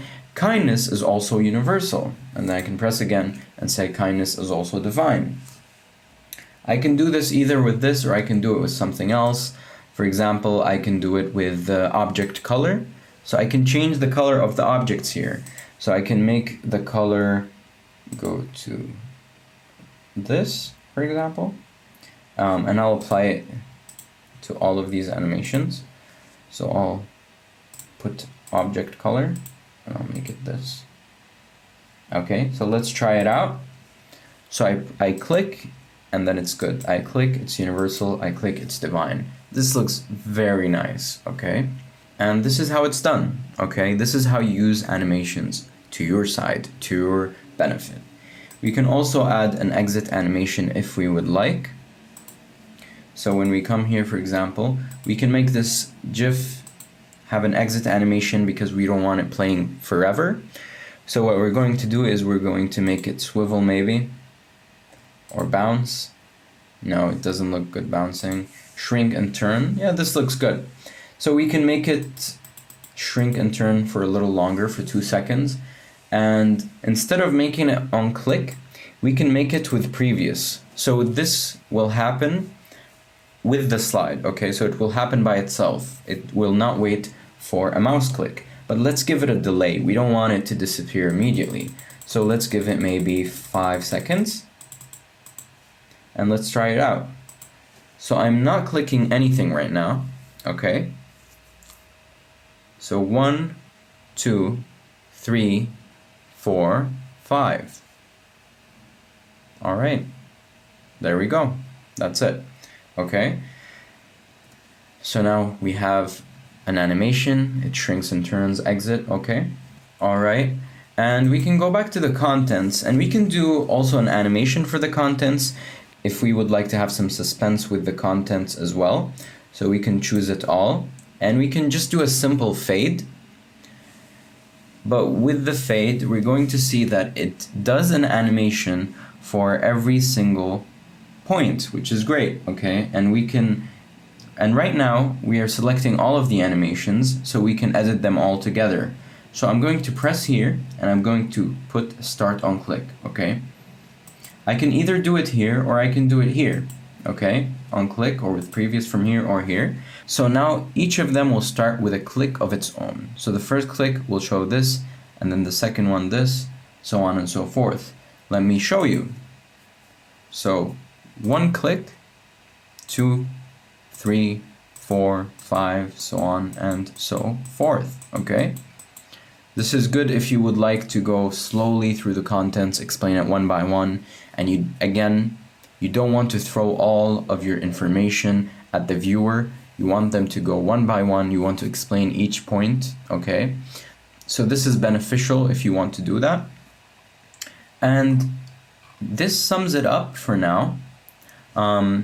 There are also other features, other points that we are going to explore later on in the course. For example, we have an advanced animation section, we have advanced design in general, okay? And we also have some etiquette section where we will learn how we should exactly make our presentation. Throughout this lesson, I have given some few tips here and there about how to coordinate your colors or how to organize your text, but I'm going to talk about that in detail later on in the etiquette section, okay? So this sums up our practical lesson. Right now, you should be able to apply the skills that you've learned throughout the course. Now you know everything you need to know in order to create a basic presentation, which is great. As you can see, it's not so basic because it does have some animations, it does have some transitions, and it could even be considered a professional presentation.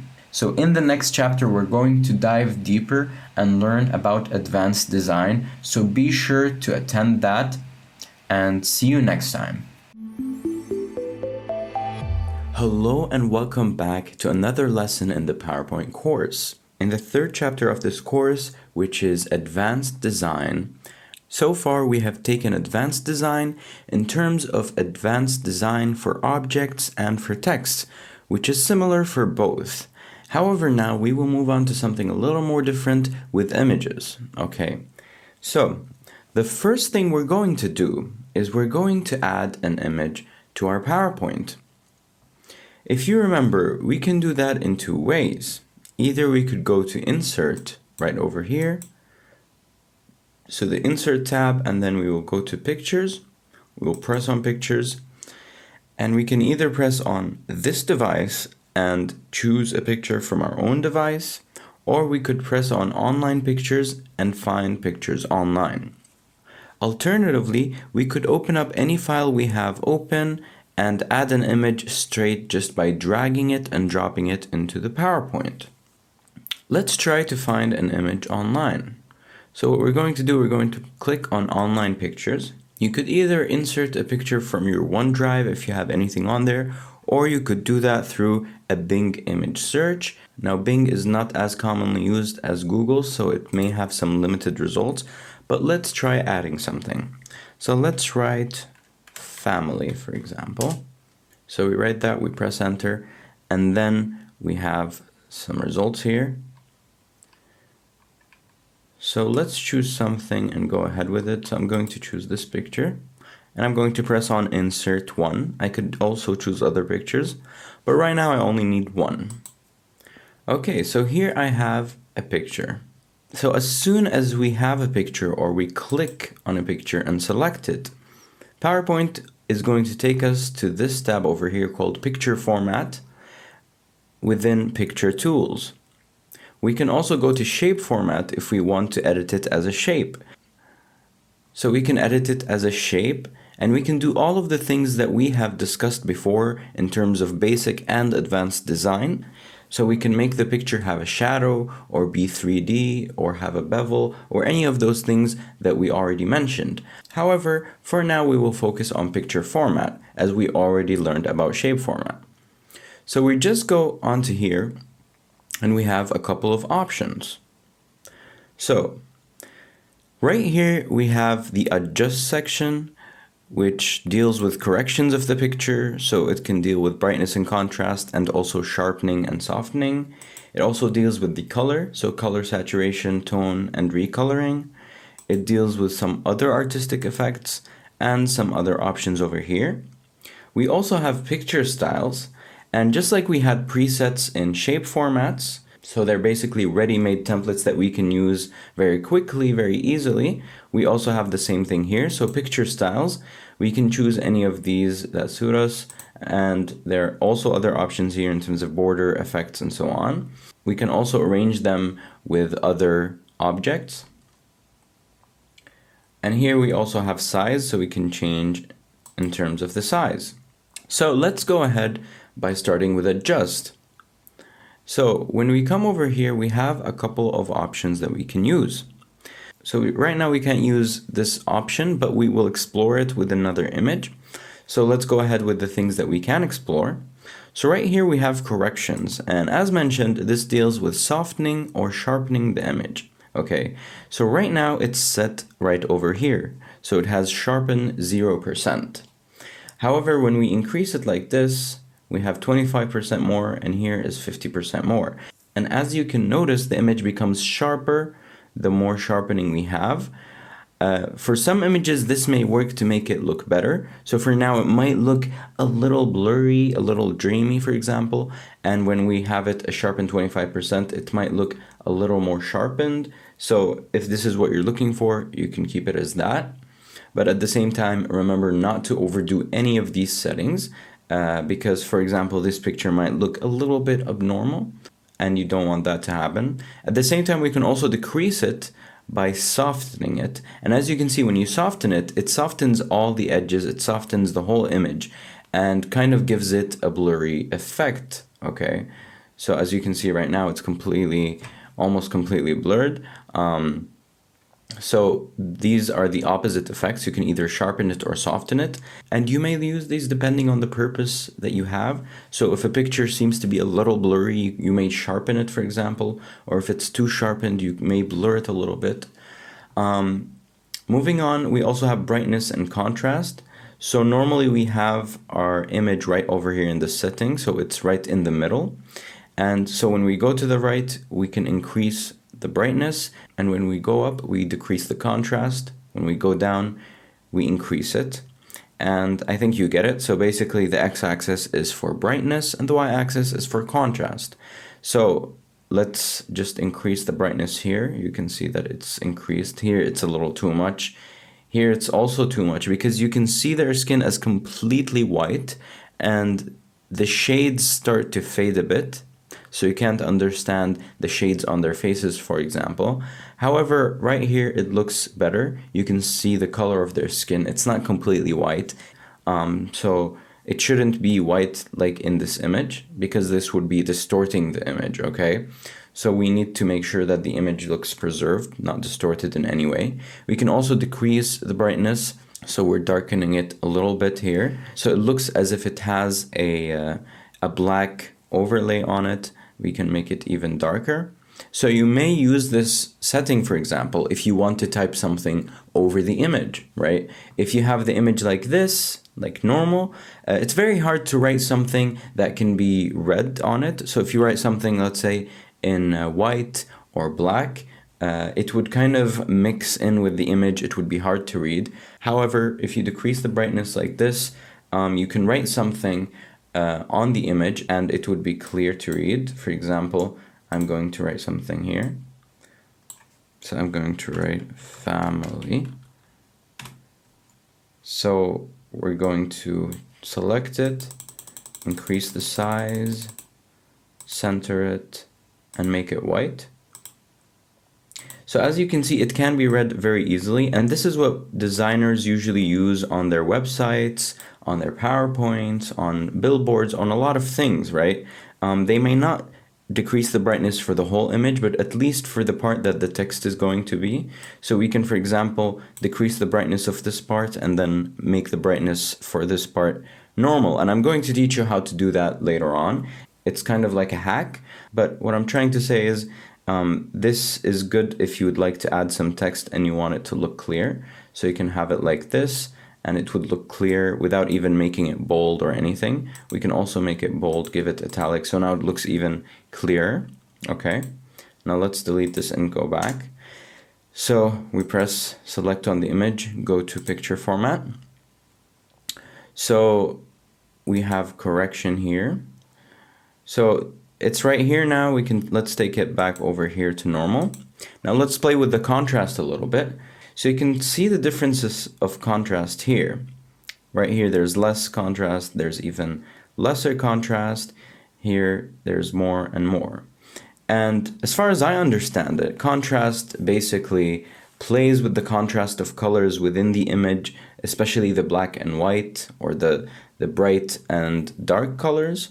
So what happens when you decrease the contrast, there is little difference between them, right? So you kind of neutralize the colors of the image. They're not that drastically different, okay? So they look more towards bland colors, okay? So you can see here they're kind of meshing together into a more similar color, right? The greens are losing their darkness and their brightness. They're coming to a more common ground, right?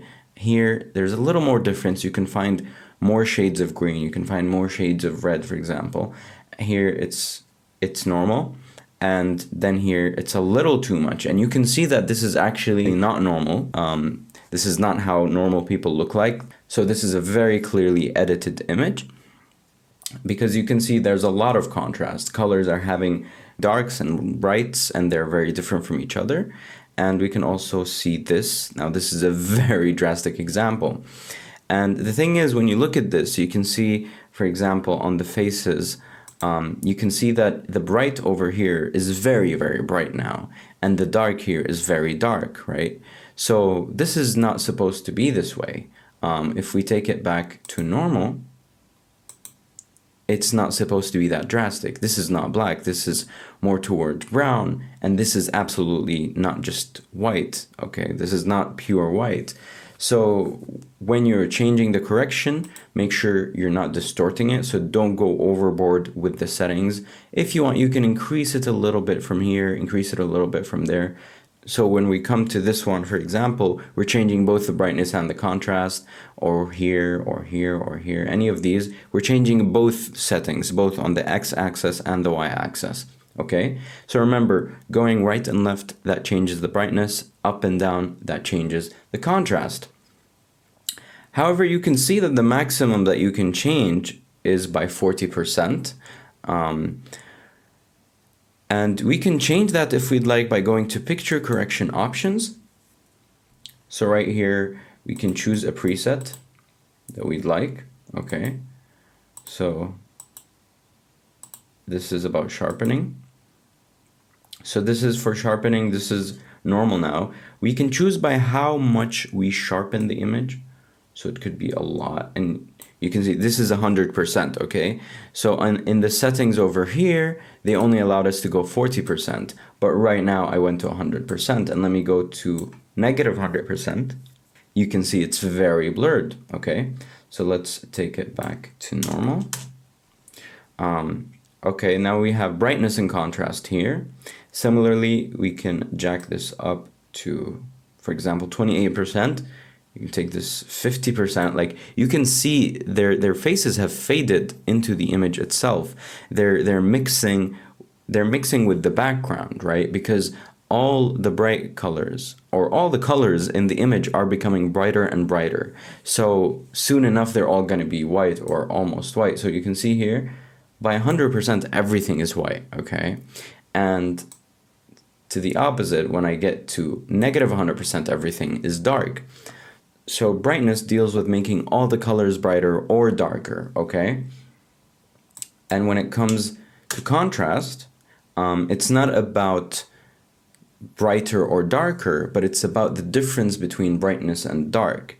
And again, this is how I understand the concept of it. I'm not sure if it's 100% correct. So when we increase it here, you can see that the brights get brighter and the darks get darker, okay? Let me take that back again, okay? So you can see here the green is darker, right? There's bright green here. It's lighter here, but then here it gets kind of dark. It's not black, but it's dark. And here we have the brightest things in the image are the faces of the people over here, okay? Again, they're not pure white, but they're the brightest thing in the image. So when we increase the contrast a little bit, okay, you notice that the brightest things are becoming even brighter, okay? So bright things get brighter and the darks get darker. So you can see here, this was not black, but now it's almost the same as black, okay? And when we increase that to 100%, you can see, I mean, obviously the image does not become black and white, but you can see that a lot of the colors are black, white, and very bright yellow, right? So these are, and we have some other colors as well, very bright red. So this kind of takes it to the elements. So this kind of takes the colors to their basics. So you have green, red, yellow, and black and white. So you have these basic colors, but these are not the only colors that were available. When we take it back to 0, you can see there's a lot of different colors at different shades. But when we increase the contrast, there was just a lot of difference. But what happened was a lot of the shades became the same, okay? And now let's try making it less. So let's make the contrast less. So you can see the image is getting blander and blander and blander. And when we get to negative 100%, it becomes gray, okay? And this is very important to understand the limits, okay? So what we're reaching for when we're decreasing the contrast is the color gray. So for this image, gray is the meshing of all the colors becoming kind of average, right? So the differences between the colors are being eliminated, so the colors are becoming the same and the same and the same. Whether they're bright or dark, they're becoming the same. The differences between them are decreasing. So you can see like when it's a little bit decreased, you can see it's a little bland, it's kind of lifeless, and this could be useful in conveying certain meanings if you would prefer. So if you'd like to talk about something, for example, like a family whose life is not great or it's become bland or boring, you might use a filter like this by decreasing the contrast, and then when you look at the picture, it kind of looks a little depressing, it doesn't look lively, it doesn't look colorful, right? But at the same time, we can increase the contrast over here, or maybe put it at normal. We can increase the brightness a bit. So right here now we have a completely different image.